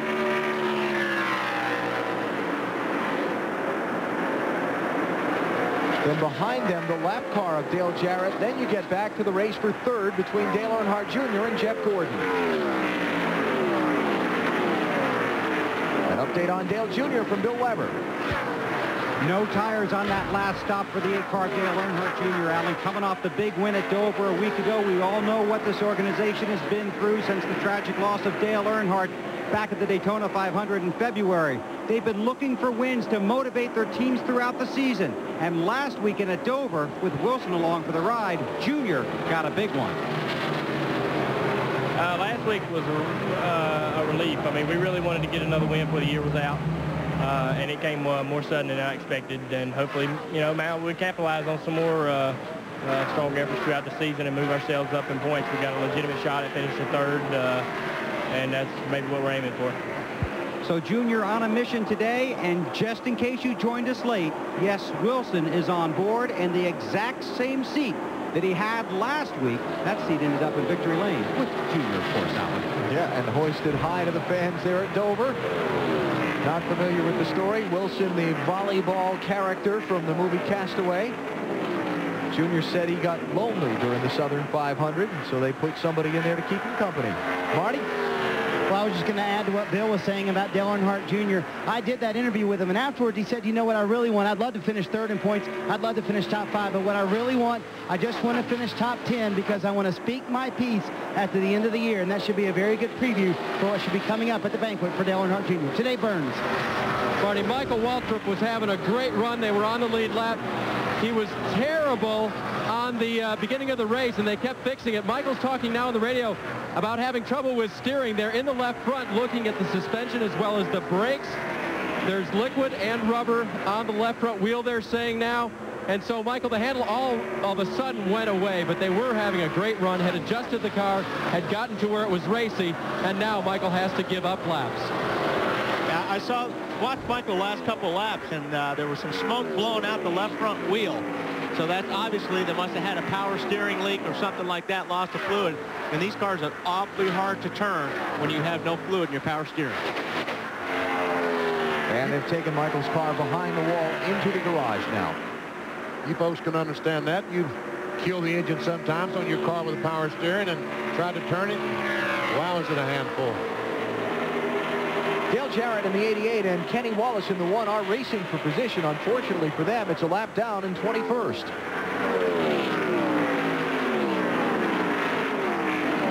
And they're sandwiched right in between Jeff Gordon, the 4th place car, and the 5th place runner of Bobby Labonte. Let's get more on Dale Jarrett's day from Marty. It's not been a very good day, but it was a good night last night for he and his team. Dale Jarrett was actually at an appearance with you, Alan, and his team was at a Royals baseball game, and now Dale Jarrett has a new friend. Here's how it came about. The team was in a suite at the Royals baseball game. Next to them was the owner and famous third baseman for the Royals, George Brett. Well, turns out George Brett's a huge racing fan. Honestly, he watches us every week, and he's a huge Dale Jarrett fan. So he came out and hung out with those guys. Called DJ on the cell phone. They arranged a meeting this morning. They met face-to-face, and already George Brett is planning to go to Talladega. They are fast friends, and George Brett is here today watching Dale Jarrett. Well, I guess we can't say hello to George Brett then. Watching us on the tube, I guess he's here. Too bad. George is here. Joe Montana was here. I guess George is up here in one of the suites, so we can't put a camera on him, but I understand Joe Montana's here. Brooks and Dunn, you saw them sing the national anthem earlier, the superstar country music duo. And of course, Benny and I are here. That's right. And the biggest problem for most of these guys, Rusty Wallace is here. Yeah. It's all about you, isn't it, Walt? Always. Rusty Wallace's lead is 0.7 of a second on Johnny Benson. Rusty's led on 2 different occasions today. He has led the most laps so far in this race. 62, the 161 that have been run. And let's get more on his day from Marty. I think the team is honestly right now surprised that Rusty is being so fast out on the racetrack, Alan. They were very good in final practice yesterday, and that's been the case several times this year. Rusty Wallace has been very good in final practice. They would come out on Sunday, the car would not be as good. In fact, their only win this season came at California. Took California in final practice there. They were terrible. Robin Pemberton said he was really surprised that the car was that good at California. He said, ask me at halfway, and if we're leading and out front, then I'll believe the car is good. I think they believe now the car is just fine for Rusty Wallace. Looking down on Rusty from the U.S. Army Skycam, an Army of 1. This is the 6th time the Winston Cup Circuit has competed on a 1.5-mile track so far this season. Rusty's best finish in the previous 5 1.5-mile track races was a 12th. The question of how all this strategy is going to start playing out, I think you'll see in the next 10 or 15 laps. You'll start seeing where the tires are. I think it's starting to play out already as I watch the monitor here. The last lap, Rusty Wallace, they were at the top 6 cars. 4 of them were faster than Rusty Wallace. Okay, and Jeff Gordon is one of the fastest. Yeah, but a lot of those guys are on similar tires, though. Right? I mean, Gordon got 2 tires on his stop. Rusty got 2. Benson got none. Take any. And Dale Jr. got none. See the interval from Rusty Wallace back to 4th place, Jeff Gordon.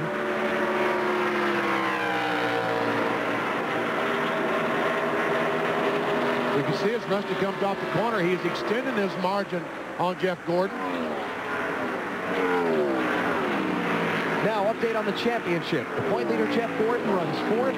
Where does his rival, Ricky Rudd, run? Go ahead, you say that 5 times fast. Oh, boy. He's back in 12th.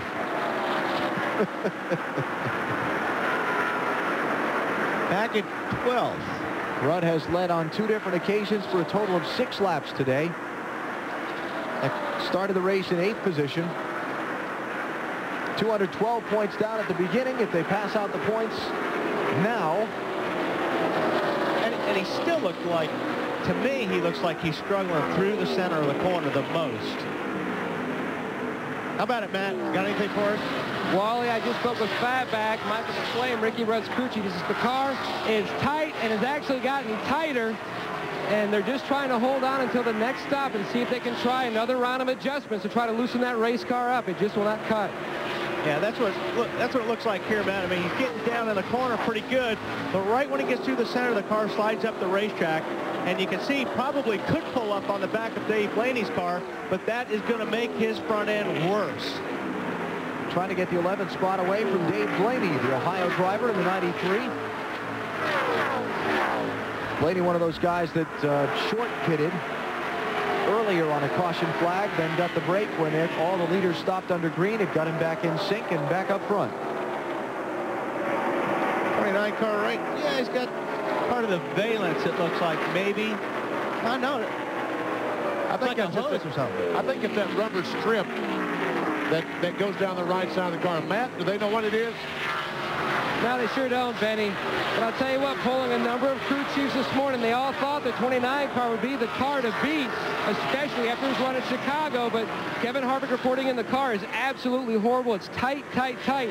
On the last stop, they only took on 2 tires rather than 4. And they also were going to put a rubber in the right rear to help free up that race car, but instead they just took on the 2 tires.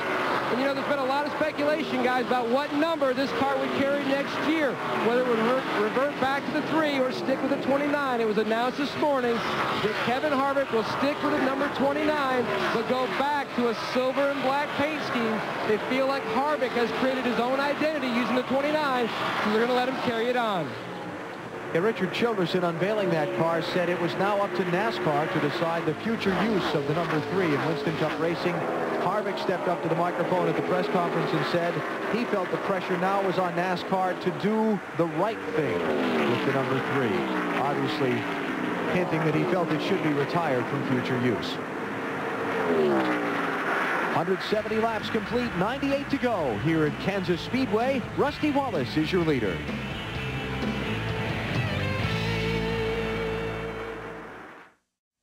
Rusty Wallace is your leader. Out in front with 92 laps to go.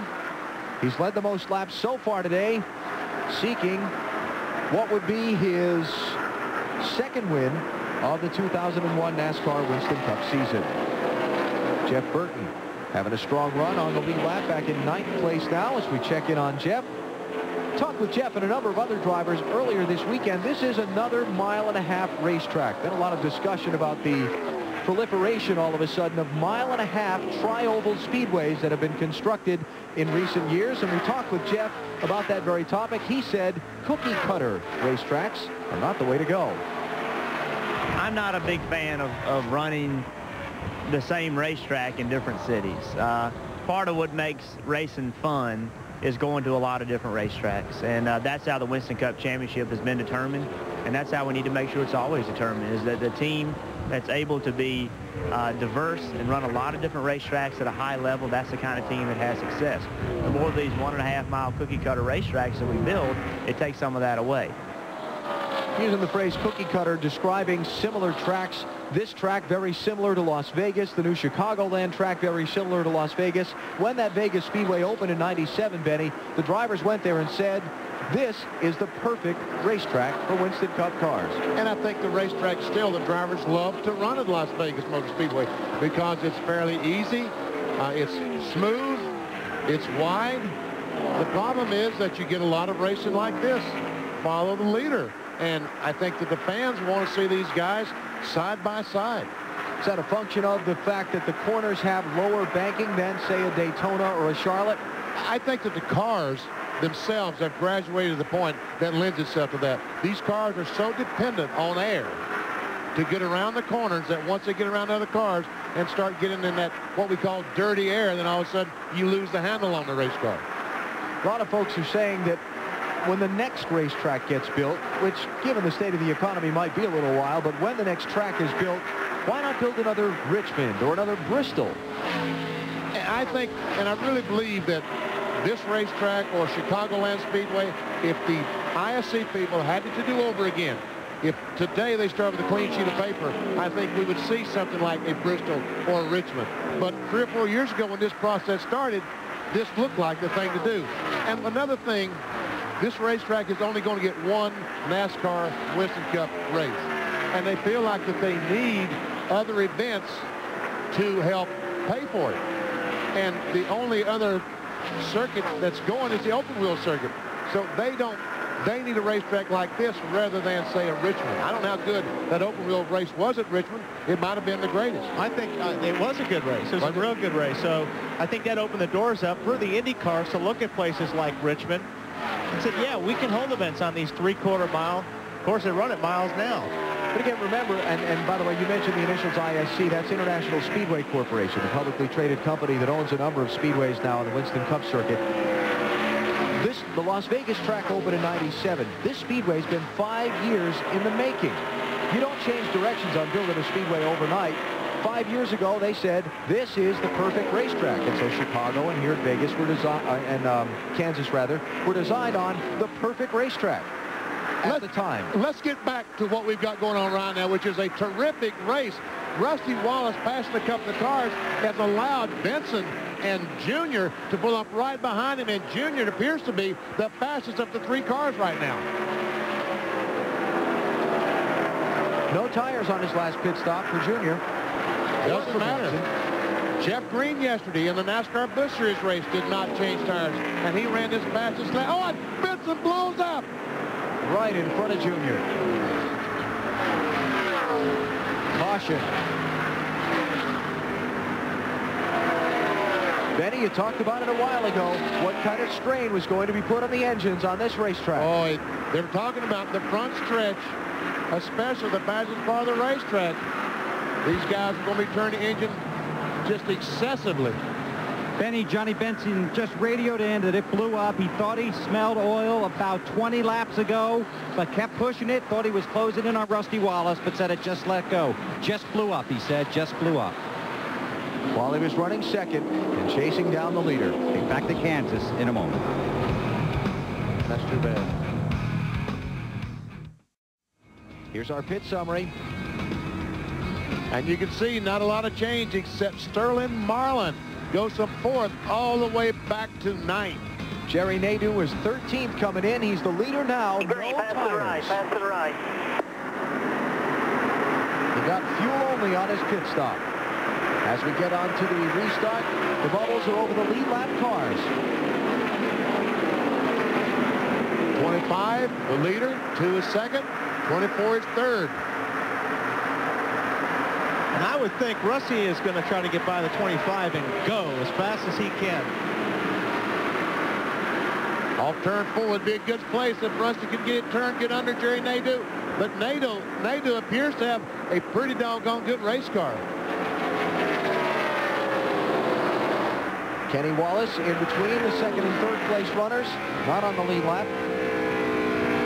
Let's get more on Jerry Nadeau's team's call. Dave? I did check with the team, Alan, and they put tires on about 50 laps ago. He was fastest at the end of the run. In fact, he called in for lap times compared to the leader, and Tony Furr's crew chief wouldn't even tell him. He just told him, you are the fastest car on the track. So they decided to stay with what they had.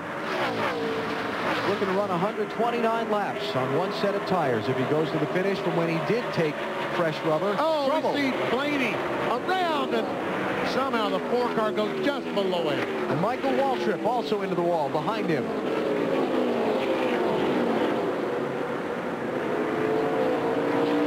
Some heavy damage to Michael's left side.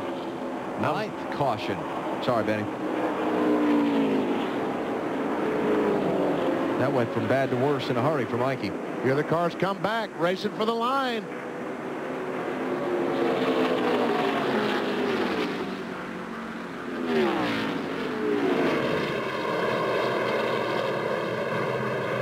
Michael Waltrip starting to unbuckle. His day ending against the turn 4 wall. We're on board with Tony Stewart, and it's 3 or 4 cars up in front. He just lost it. The car just jumped out from under him. Now, that was the Blaney automobile. Now, what might have happened to Michael Waltrip, I'm not sure. But we know he's going to spin around and hit the wall hard with the left side.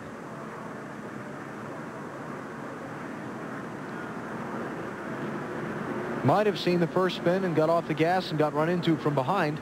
That would be a good possibility.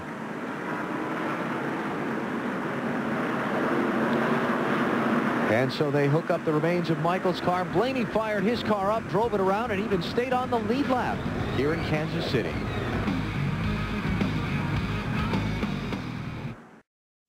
Right now, motoring around on the lead lap in 13th spot. Let's get some updates from pit road. Matt? Kevin Harvick's stop took a little longer than expected because NASCAR made the team cut off this side skirt, which had started the drag wall you talked about earlier. They also made an air pressure adjustment on the left side tires, went down a half a pound in both to try to help his tight race car to Marty Snyder. Well, Matt, it has not been a good day for Tony Stewart, although that skiing looked like a lot of fun, but they have really struggled on the racetrack. As you said, Alan, running in the 13th position right now. Their car has been tight. They have not been able to loosen up. No matter how many times they've tried to make adjustments to it, it still continues to be tight. Biggest concern, they're only 9 points ahead of Dale Jarrett for 4th in the points. Today, Burns. Kevin LePage came in, topped off with fuel. They think they can go to the rest of the way. And that's the car that's on the lead lap. 19th place, last one on the lead lap. There are 72 laps to go as they come to the stripe. And not having that pizza skirt is not going to help the 29 car of Kevin Harvick. That helps stick the car. So having them take that off is going to be a little bit of a disadvantage. Lead lap cars are the ones with our Williams race chase markers over them. The other cars mixed in there are not on the lead lap. And you see the front three cleared the traffic.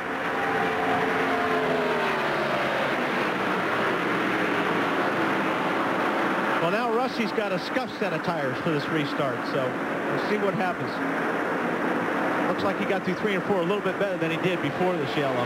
It looks to me like that his car is handling a little bit better after he has a few laps on these tires. Nadu goes up the hill. Can Rusty get on the rim? Doesn't look like it. Maybe that's the line that Nadu has found that lets his car run the best. Place Dale Earnhardt Jr. has 2-lap cars separating himself from these front three. Let's go to Bill Weber. With Michael Waltrip back here in the Winston Cup garage, what happened? Whoever spun out off the board, and you know, I just went to throw up my hand and back off. Nothing drastic, and evidently Derek, he didn't know anything about it. He just ran over top of me. We had a pretty competitive day going. We came in here and had to fix the spindle that Seal went out of, but certainly had a good car and was looking forward to running the rest of the race and learning, but we had that taken away. So a bad day for the Napa Auto Parts Chevrolet. We'll just have to come back and get them next week at Charlotte. You okay? I feel fine. Hi, Macy. Her birthday was yesterday and she wasn't here. So happy birthday, sweetheart. 57 car, Derek Michael referring to as Derek Cope. The 0-1 car opposite of Jason Leffler on the inside of Tony Stewart, taking a spot away. That's 13th. And here comes Ryan Newman to try to take 14th away from Stewart. And does. Hear him have to wait on the gas there. Rusty Wallace still applying pressure to Jerry Nadeau, but not able to get by yet. And I think Rusty's car is a little bit tighter behind the 25. That's why he can't make the move. He's getting that aero tight that we talked about.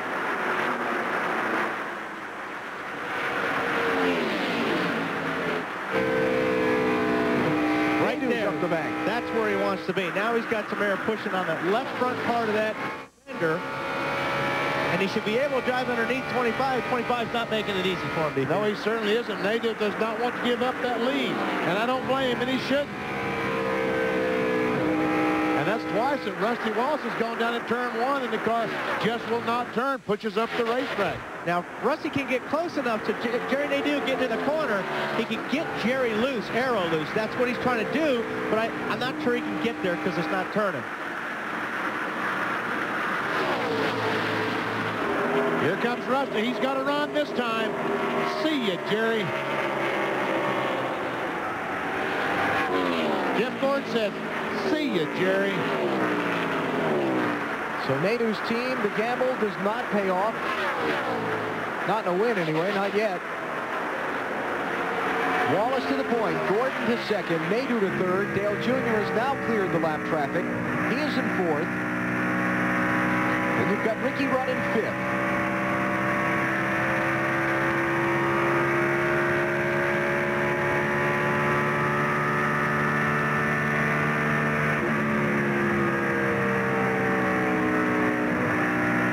Board with Jeff Gord, check out some telemetry, see what kind of RPM, what kind of mile per hour that he might be turning. This is down the backstretch, the slowest part of the racetrack, and we see around 190 miles per hour, almost 8,800 RPMs around that. Front stretch should be a little bit more. It's speed and RPMs. Let's see if he's going to turn. No. Wallace about 9,000 RPMs. And that's a bunch, isn't it, Marty? Oh, yeah, that's a lot, Benny. And Robin Pemberton, Rusty Wallace's crew chief, these guys are normally known for creating a lot of horsepower, as is Jeff Gordon's team. You see Jeff Gordon chasing Rusty Wallace on the racetrack. Robin and I were talking this morning. He said during qualifying for Rusty Wallace, he turned 9,600 RPMs. That ties the most RPMs they have ever turned on a racetrack. Wow. Rusty Wallace, we saw him there, over 9,000 RPMs as he tries to stay in front of Jeff Gordon. And you say, why would he turn more RPMs than Jeff Gordon? Because he isn't trying to win a championship. And RPMs, those are the things that kills engines. Hey, Rusty looks awfully tight right now this early in the run. He just cannot keep that car on the bottom where it needs to be.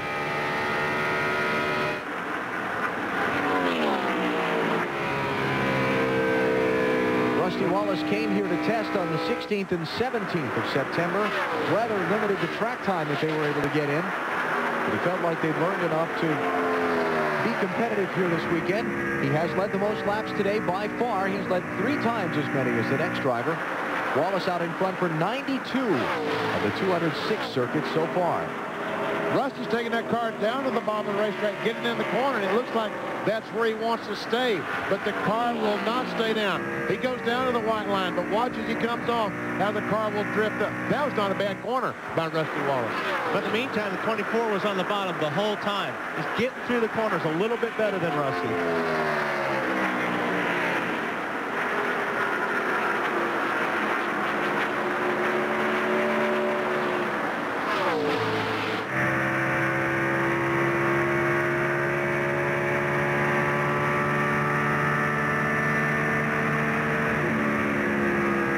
One week ago at Dover, Jeff Gordon started well deep in the field and had to dodge a lot of mayhem to come up with a top 5 finish and protect his championship lead. He's ahead of Ricky Rudd now. Rudd is back in 5th. And he may lose 5th spot. Sterling Marlin goes through.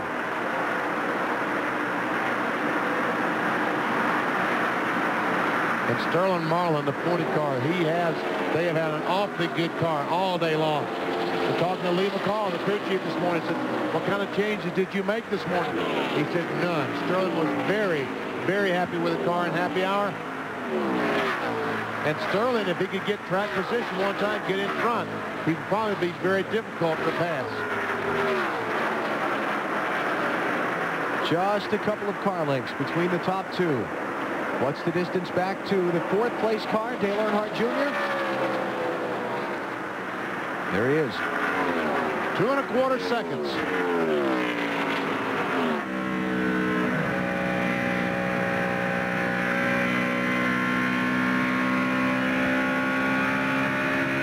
What are you reaching for there, Junior? Wasn't for Wilson. No. That's a volleyball that he has in his car. He was telling the crew coming back from Darlington, he felt like he was stranded down at Darlington, out there by himself. He said he felt almost like Tom Hanks in the movie Castaway. So the guys bought him a volleyball, painted it up, and called it Wilson, just like the one in the movie. So now when he gets lonely, he's got someone to talk to. A volleyball. What a sad state of affairs. Isn't it easier just to push that button on the steering wheel and talk to your crew chief? I would think so. Matt? Well, Benny, I'll tell you what, you're talking about Wilson at an appearance on Friday night. You wouldn't believe it, but there were actually 8 to 10 Wilsons in the audience. Now race fans have taken it upon themselves of getting up their own Dale Earnhardt Jr. official Wilson volleyball. So you can imagine how another trend is started by Dale Earnhardt Jr. And getting them autographed by Earnhardt, putting them on the mantle, huh?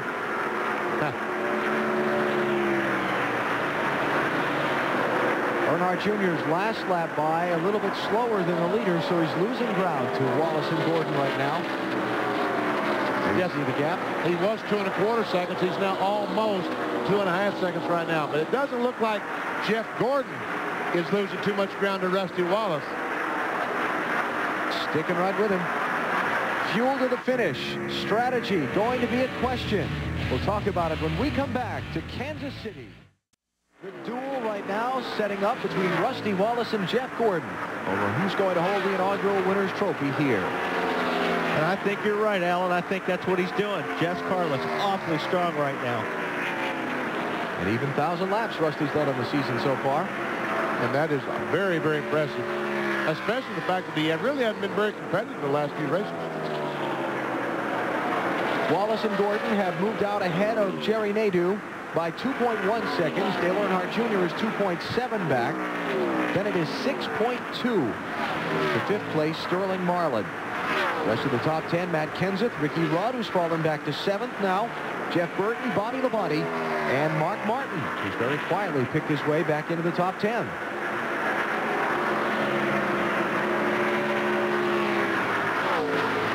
Boy, Jeff Gordon's car looks awfully good right there. Last pit stops for the leaders came at lap 185 of 267. A little bit far to make it on one tank of fuel if the race goes green from here to the finish. Well, the 4 car made that pit stop for fuel. He's going to try to go the rest of the way without stopping. We know that Rusty's got to stop. We know the 24. We know every car out there on the lead lap, probably with the exception of the 4, know they have to stop again. Why don't we find out what some of the crew chiefs have to say about their potential strategies toward the finish? Marty Snyder. Rusty Wallace is the leader right now as crew chief Robin Pemberton. And Robin, car looks a little tight right now. Yeah, it's a little tight. We've been fighting it all day long. It's pretty good. Biggest problem is what's behind us. How much longer can you stay out? When do you have to come down pit road? Look about 30 laps, probably 25 to 30 laps. All right, it probably will be fuel only for Rusty Wallace. To Matt Yoakum. And Jeff Gordon currently is following the 2-car up, Rusty Wallace and Robbie Loomis is the crew chief. Robbie, how is that race car? When are you going to stop? Right now, you know, the car's gotten better and better all day long. You know, you just got to see what happens. We've got a long way to go. Everybody's got another pit stop. I take this time to say hello to Gwendolyn and Delbert Payne. They're home. Now, Jeff was concerned about getting too close to the 2-car because it's going to raise his temperatures. What'd you tell him? Yeah, I told him, you know, just take care of it. Then you guys felt like, oh, it's going to be okay. We had to put some more tape on the front of that thing to get the downforce in it. It really got to kill it. Jeff Gordon looking for his 3rd inaugural win. Dave Burns. And we're with Tony Furr now, the crew chief for the 25 car of Jerry Nadeau. Do you need to stop again? We know you're low on tire wear. Well, not really. Goodyear's bought a pretty good tire here today, and ours really look good. I think we can run the rest of the day on it, to be honest with you, maybe more than that. How close are you on fuel, Tony? Well, we're like everybody else. Everybody's going to have to stop somewhere around 245, 250. All right, they hope they can make it, Bill. With Tony Uri Sr., crew chief for Dale Earnhardt Jr. You got to stop one more time. What are you going to do? Well, I really don't know now. It's going on where the caution comes out. If it goes green, I'm still sure everybody will probably stop for fuel on. I think we got to stop like last 252 or something like that. So surely nobody will put tires on me. Just have to wait to see if the caution comes out now. Okay, that's the story from pit road, Alan. All right, Bill, it's going to be interesting. Ken Schrader smoking. It's being black flagged. No caution yet, though. It looks like the car is still running at a pretty good speed. He's on the lead lap in 17th place, but you could see waving his hand to signal those behind him that he's heading in. Battle for the lead. Jeff Gordon is there. Coming off turn 2. He's got position. Rusty has no choice, does he? Oh, yes, he does. But now here's where he'll push up the racetrack. 24 cut right back under. Didn't give too much room there. Good run off that corner. Rusty maintains the lead. Earlier in the race, we saw Rusty and Bill Elliott dueling for the lead. And every time they came off of turn 4 and Bill had to run under Rusty, Rusty just out-pulled him down his front side. See, Rusty was grabbing for something there. I don't know what. He stuck his hand out the window, and it's almost like he was reaching for something on the windshield. Bill Weber. Ken Schrader on pit road, some kind of an oil leak. Schrader saw the smoke coming up through the shifter boot. NASCAR has asked them to shut it off. They're going to jack it up, put some some jack stands underneath, and try and tighten up some oil lines, see if that does it. Look at the windshield of Rusty's car. Wally, you said looked like he was reaching for something. That's what he's trying to do. He was trying to actually stick his hand out to pull off the tear off. The tear off is scrunched up on the windshield, and that lap I saw him reach his hand out the windshield. How about it, Marty? Wally, you're exactly right. That's what he was trying to do, trying to pull the tear off and then let it go. And what that does is it basically cleans the windshield for these guys. There's a little piece of plastic that goes over the top of the windshield that catches all the dirt. When they come down pit road, normally the pit crew members will pull it off and throw it away. Rusty was trying to do it on the racetrack. Looks like it didn't work too well. Yeah, and that's very aggravating. It doesn't look like he's completely blocked by that view, but it's definitely in his way a little bit. It is in his way because he only looks out that very little part of the windshield there. Where we'll get that tear off in about 20 laps. Robin Pemberton, the crew chief, talking to Rusty. Right now, he's hoping every lap that it'll blow off, and it could blow off before he has to come. Oh, we got a car. Is that Junior? Has hit the wall hard. From fourth place. You're all right, Junior? Caution's out.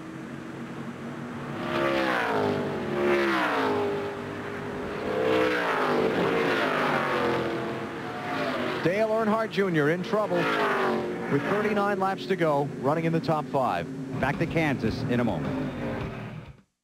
We're continuing around the Dale Earnhardt Jr. car. Marty?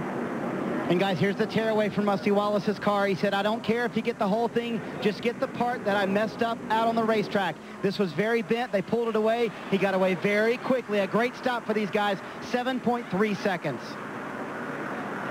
All right, who won the battle off pit road? Was it Rusty Wallace or was it Ricky Rudd? It was very, very close.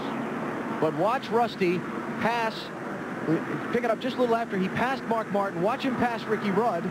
But there's the line. Ricky Rudd is clearly to the line first, according to that shot. Now, if we can go back and watch that at full speed, it will illustrate how much Rusty was speeding on pit road, for which he's being penalized. Really? That was my point. Oh.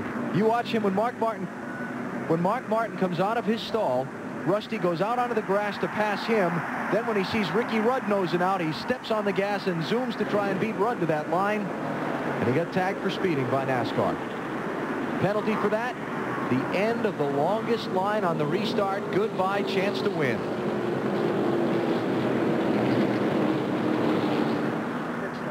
Let's check some replays. First, what happened to Dale Earnhardt Jr.? Well, it's hard to tell. He's already in the wall. Let's go on board. We see the fire coming up from the back of the 8 car once again. On board, listen to this.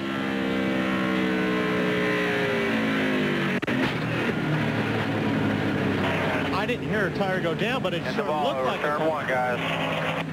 10-4. You all right, Junior? That thing just quit turning. I don't know, because I did not hear the tire go down. Normally you hear the tire explode when it's low or has run over something. It looks like they're all up unless the right front is down, which we didn't get a very good look at it. Crushed in now too. Yeah. So Dale Jr. has gone for the mandatory ride to the infield care center, and we'll follow up with him. But out of the race from 4th position after that so far unexplained crash in turn 1.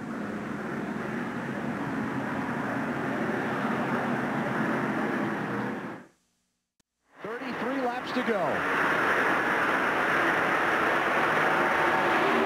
Michael McSwain told me this morning in the garage area, the winner today will be decided in the pits. Let's see if he was correct. Boy, Ricky, that's exactly what he needed to do, was get clear of those lap cars. And now Mark is stuck on the outside. He just clears the 31. 97 car of Kurt Busch is the lap car between the top 2. He's back in 18th place. First car 1 lap down. Then you've got Martin, who's running 2nd. Next lead lap car in that mix is Matt Kenseth in the yellow number 17, and he's boxed in a little bit of traffic. Not anymore. He gets alongside Robbie Gordon, and away he goes and brings Jeff Gordon right along with him. Dale Earnhardt Jr. has just come from the infield care center. Dave Burns is with him. Junior, you were on your way to your 3rd straight top 5, and then what happened? Well, I think we blew a right front tire. Felt the vibration about 2 laps before that, and it was getting pretty bad. And I just told the guys to get the pits ready that I was going to come on in. And I told them out on the front straightaway, the tire blew out going into one. Just needed another half a lap. But what a great racetrack, Kansas City. This is a lot of fun. My car was driving itself out there. Wasn't putting a lot of pressure on it or anything. It was just going around and around, and we was keeping up with them guys, and I thought he was going to get us 3rd place or something like that and move up into points, but it's definitely going to set us back. So you weren't injured in it anyway, Dale? No, it was a hell of a hit, but I took it in stride, man, just like always. He always does, and he'll be back again, Alan. All right. That Junior's a piece of work, isn't he? Go get him at Charlotte, Dale.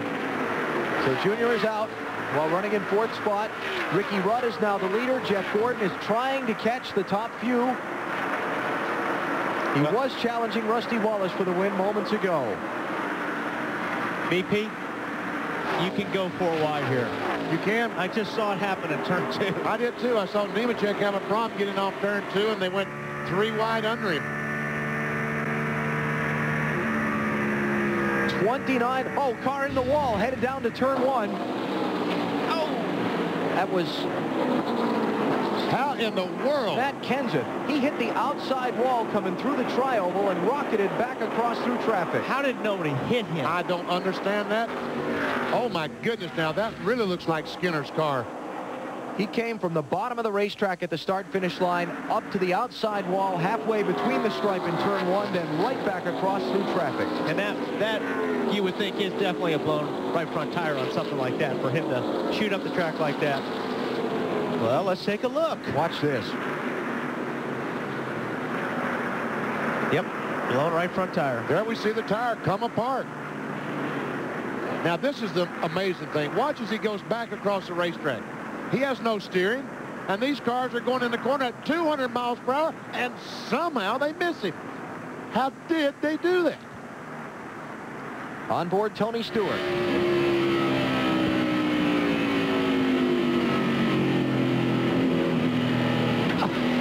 Did he touch him? Yeah, he did touch it. Yep.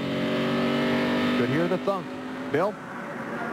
Yeah, he just radioed in what you've already pointed out and what we just saw, that the right front went down. Just he's very lucky, and give some credit not only to the drivers on that, but spotters that jumped on the radio in a hurry to help out their guys. Sure did.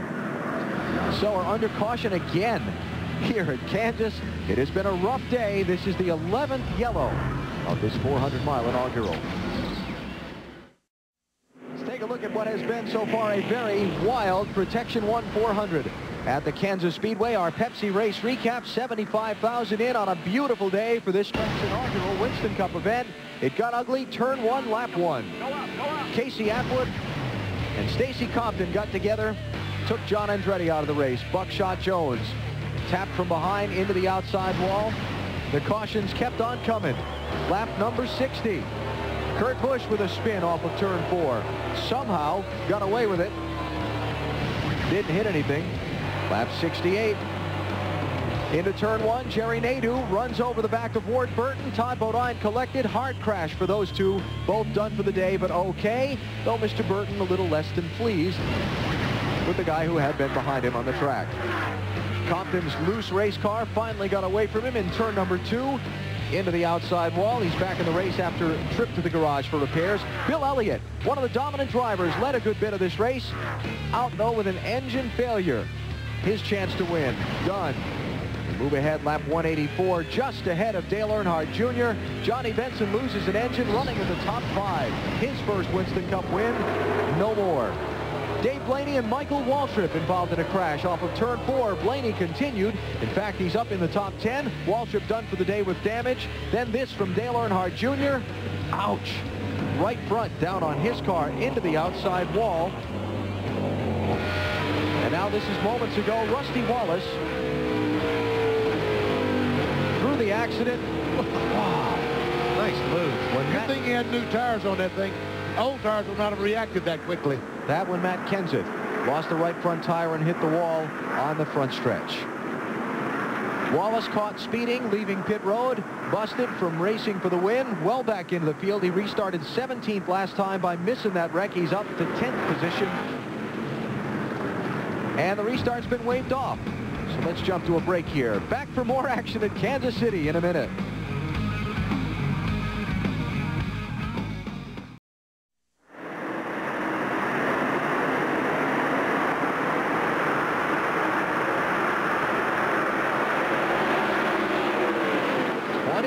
To go. Top three clear the lap traffic. And here comes Mark Martin. He's making a bid for the lead. He's alongside Ricky Rudd, and here's Jeff Gordon right behind him.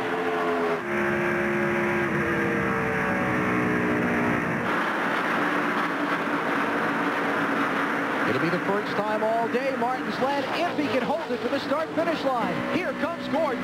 Down on the apron of the Speedway. He's alongside Mark, going down to 1. Outside, clear, all clear. Rudd tries to follow him through. He'll do it. Wild exchange there.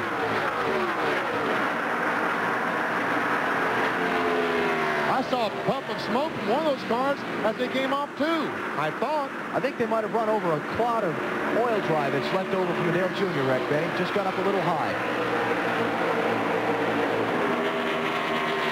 More on Mark Martin from Marty. Well, Alan, you talked about it. He led in the first 13 races this season. He's only led 3 races since.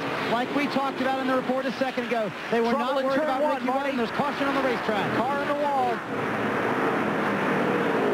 Dale, is that Dale Jarrett? Yes, Dale Jarrett. Into the outside wall. Caution's out, 12th time. And there's another car involved. Here comes Terry Labonte trying to get a lap back. His teammate will let him. It was Bobby Labonte. Bobby Labonte was involved with that.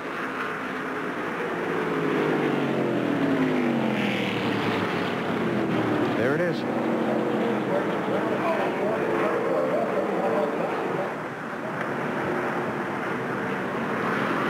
While they get the safety vehicles out onto the track, let's hear from the man involved in the last caution. He's with Dave. And it seemed like Junior's tire was a bit of a surprise, but Matt, you had a little bit of an indicator you might have had a problem?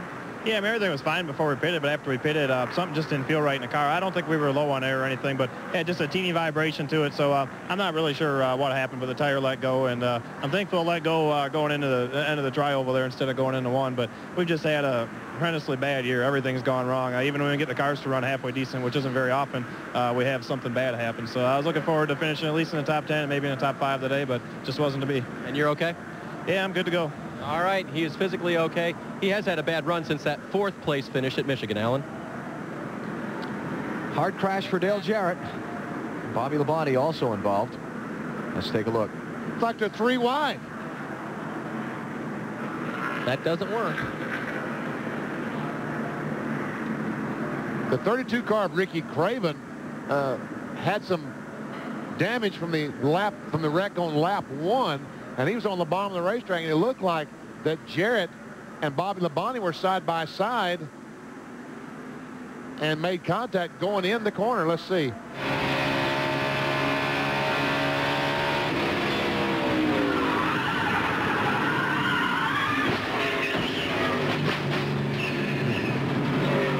saw the contact in the left rear of Dale Jarrett's car. Listen to this, folks. Oh. We missed a hard crash. Attention centered on the Dale Jarrett car now. We hope he's okay. We'll get an update as soon as possible.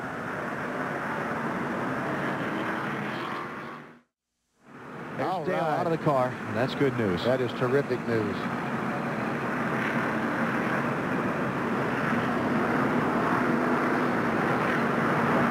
That is good news. Very hard crash on the driver's side door.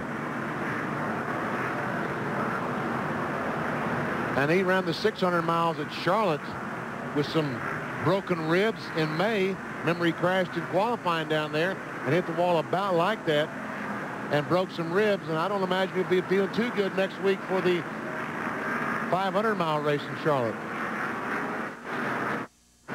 An update on Dale Jarrett's condition, obviously, after he gets to the infield medical center and the doctors have a look at him. But once again, good news to see him walk to that ambulance and climb in. Let's take another look at it. This one, the onboard view from Bobby Labonte. Here's Bobby, and there's the 32 car. He runs up on the 32 car, goes high, then all of a sudden you'll see the 88 come over to the right side because he had such a run because the 18 had to check up a little bit from 32. They all just get to the same real estate.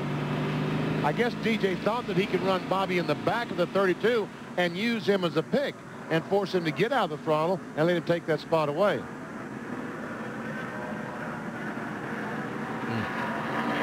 This has been a very rough race. This is the 12th caution of the day. The most caution periods we've had on a super speedway yet this year. Previous number was 11 at Darlington and Dover. We've had 62 of the 252 laps run so far today, been led by the pace car.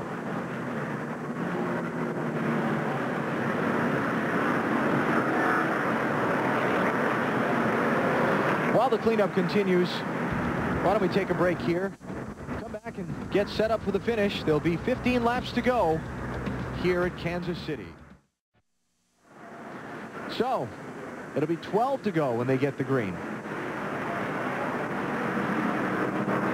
Rusty Wallace led the most laps today.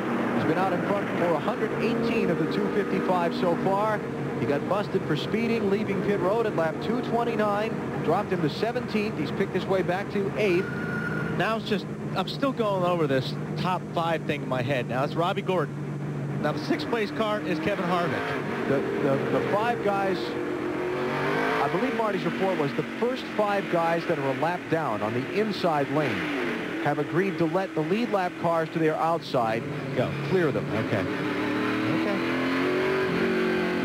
Dave Burns has an update on Dale Jarrett for us. Dave? Well, of course, the best news, Alan, was that he walked out of the car and was, with assistance, taken into the ambulance. They are going to transport him from the Speedway to a local hospital because he was briefly unconscious. That's the only news we have at this time. No news on the shoulder or arm situation, Alan. All right, Dave, thank you. And, well, a hit like that, BP, usually that gets your shoulder, your left shoulder, the way he went in like that, going to be sore, if anything. Time to settle it. Hopefully, without another caution flag. We've had enough today. Gordon, Rudd, Martin, Newman, Marlin. The lap cars, Robbie Gordon to their inside.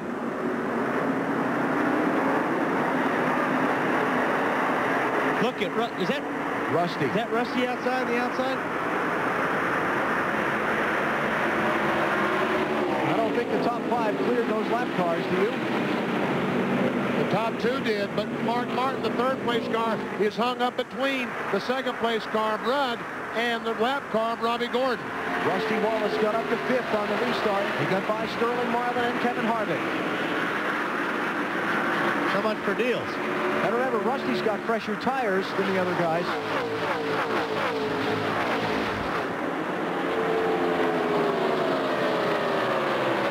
Ryan Newman passed. Oh, a car in the wall hard. 2 of them. Terry Labonte looked like he drove on. It's the pole sitter Jason Leffler who's up against the fence, and it was Terry Labonte who bounced off the wall exiting the tri-oval. Caution's out. They're racing back to the yellow flag. Doesn't look like Rudd's going to be able to get up and do anything with Gordon.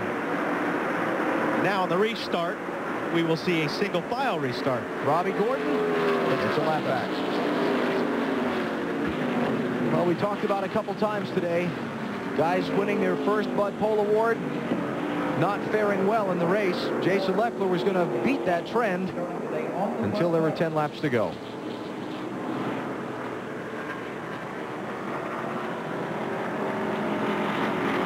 Check it out. Leffler was on the lead lap. Now he's going to finish somewhere in the 30s. That's terrible. The best finish that anyone had of the 4 was 39th.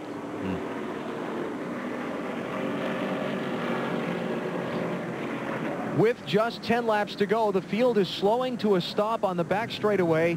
NASCAR is going to display the red flag to try and clean this track up and get the thing finished under green. Sprint PCS presents NASCAR Winston Cup Series racing from Kansas Speedway. Brought to you by Sprint PCS, the clear alternative to cellular. By Budweiser, with the crisp, clean, refreshing taste you'll find in no other beer. this bud's for you. By Kellogg's, the official breakfast food of NASCAR. And by Walmart. Always low prices. Always. Back at the Kansas Speedway, NASCAR on NBC. Sprint PCS presenting NASCAR Winston Cup Racing under the red flag with 10 laps to go after the 12th caution flag of this one has waved. The red flag about to be pulled back in, the field starting to roll off, and we're going to try and settle this thing again. Now, I've said that already once, and it didn't work out. What goes through these guys' minds when they're stopped out there under the red flag like that? They just want to get it going, but I think a lot of them are thinking now, at least it's going to be a single file restart, so hopefully that'll be a little bit of a help. NASCAR rules, if you're not familiar, when it's inside the final 10 laps of the race, only the cars on the lead lap line up single file at the front of the field. If you're a lap down, sorry, your chance to win is over, and you go toward the back of the pack for the restart. You know, I saw Terry Labonte's car sitting there as we see our shot from our U.S. Army Skycam, and I thought that the car would move. But I'd forgotten we were on the red flag. He could not advance. He now is trying to get his car back to the garage area or pit road with that damaged right front. Yeah. And probably a flat right front tire by the looks of the way it's dragging the nose there. Yeah, he couldn't go up and pass the pace car. That's what I was thinking, that he just couldn't move, that a wrecker was going to come drag him in, but that was not the case. Lead lap cars, we've got 17 of them, including Robbie Gordon now. Although Terry Labonte is going to struggle to stay in that group. 75,000 on their feet here in Kansas City, ready for the final 6 laps of this one. Who gets the best restart? Go, go, go, go, go, go, go. Rusty on the outside. And here comes Sterling Mullen on the inside. Here comes Kevin Harvick on the inside. And Rusty goes to 4th. Mark back to about 7th. Robert Presley stuffs himself to the inside of Dave Blaney. Tony Stewart makes that one 3 wide. Up front, though, it's Jeff Gordon. Look at this. That is a traffic jam. These guys are trying to wreck. They just don't know where.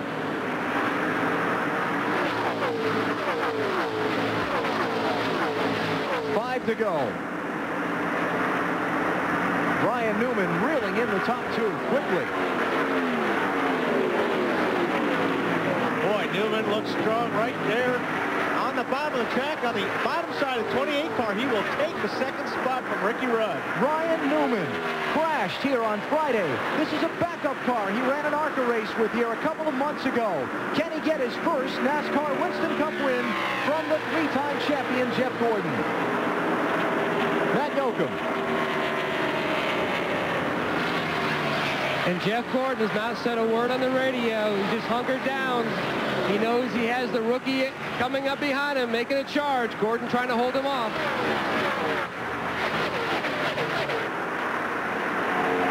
Marty Snyder. Well, Alan, not only did this car for Ryan Newman run in the ARCA race here, it led 114 of 142 laps, almost all the ones he ran until he lost an engine. They know it's fast. They think they're going to catch Jeff Gordon and pull this thing off. Catching him's one thing. Passing him's another. We could do a duet on that, couldn't we? 3 laps to go. Rudd, Wallace, and Marlin settled in 3rd, 4th, and 5th. Mark Martin has been shuffled back to 6th. Presley's up to 7th. Then you've got Harvick, Stewart, and Kurt Busch rounding out the top 10. 29 car, something is wrong. I noticed the last time, all 4, he was high, and he's losing another position as Jeff Burton goes by. Report from the pits, possible tire going down for Harvick. 2 laps to go. Gordon's lead is stabilized over Newman, it appears.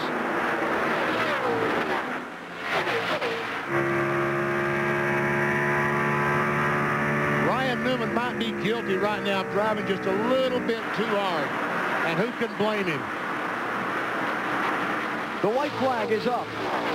Final lap here at Kansas City. Lap, clear by 4, clear by 5. 5 car lengths. Gordon's spotter telling him he's clear on Ryan Newman.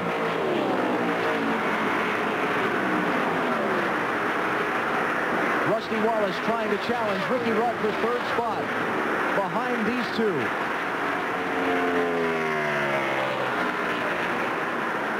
Inaugural races have been very, very good for Jeff Gordon. He wanted Indianapolis in the first race there. He wanted California the first race there. Here he comes to the checkered flag. Gordon wins in Kansas City.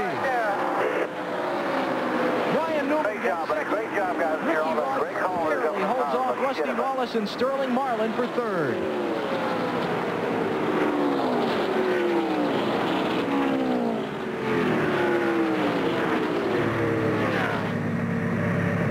Sixth time in 2001, Jeff Gordon is your winner.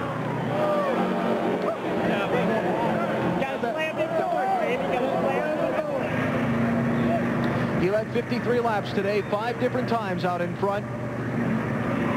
Took the lead for the final time at lap 246 of 267 and held off a very determined youngster to get his victory.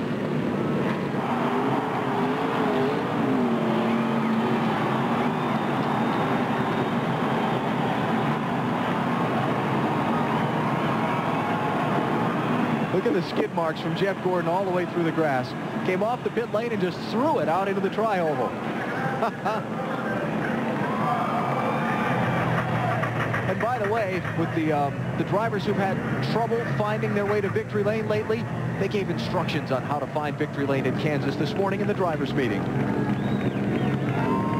Jeff Gordon's the winner, and Chevy congratulates Jeff in the number 24 Monte Carlo on a big win today, and he'll tell you the only thing that comes close to Monte Carlo's reputation on the track is its reputation on the street. Monte Carlo, more champions depend on Chevy. We'll be there. Jeff Gordon's there in the Monte Carlo winner's circle. 58th victory of his 285 race Winston Cup career. And Bill Weber's there with him now. Well, Alan, we talked about it on the pre-race show, but it was 5 years ago yesterday that Jeff Gordon took the checkered flag and drove into victory lane for the final race at North Wilkesboro, a short track in North Carolina that was very popular. Now it's new tracks, big tracks, major cities, but the same guy coming back to victory lane. He's been extremely successful, as you mentioned, in inaugural events. Pretty much came in here on a mission, I think, after the last couple of weeks. Wanted to show he could get back to victory lane. Also wanted to show he could protect his position in the points.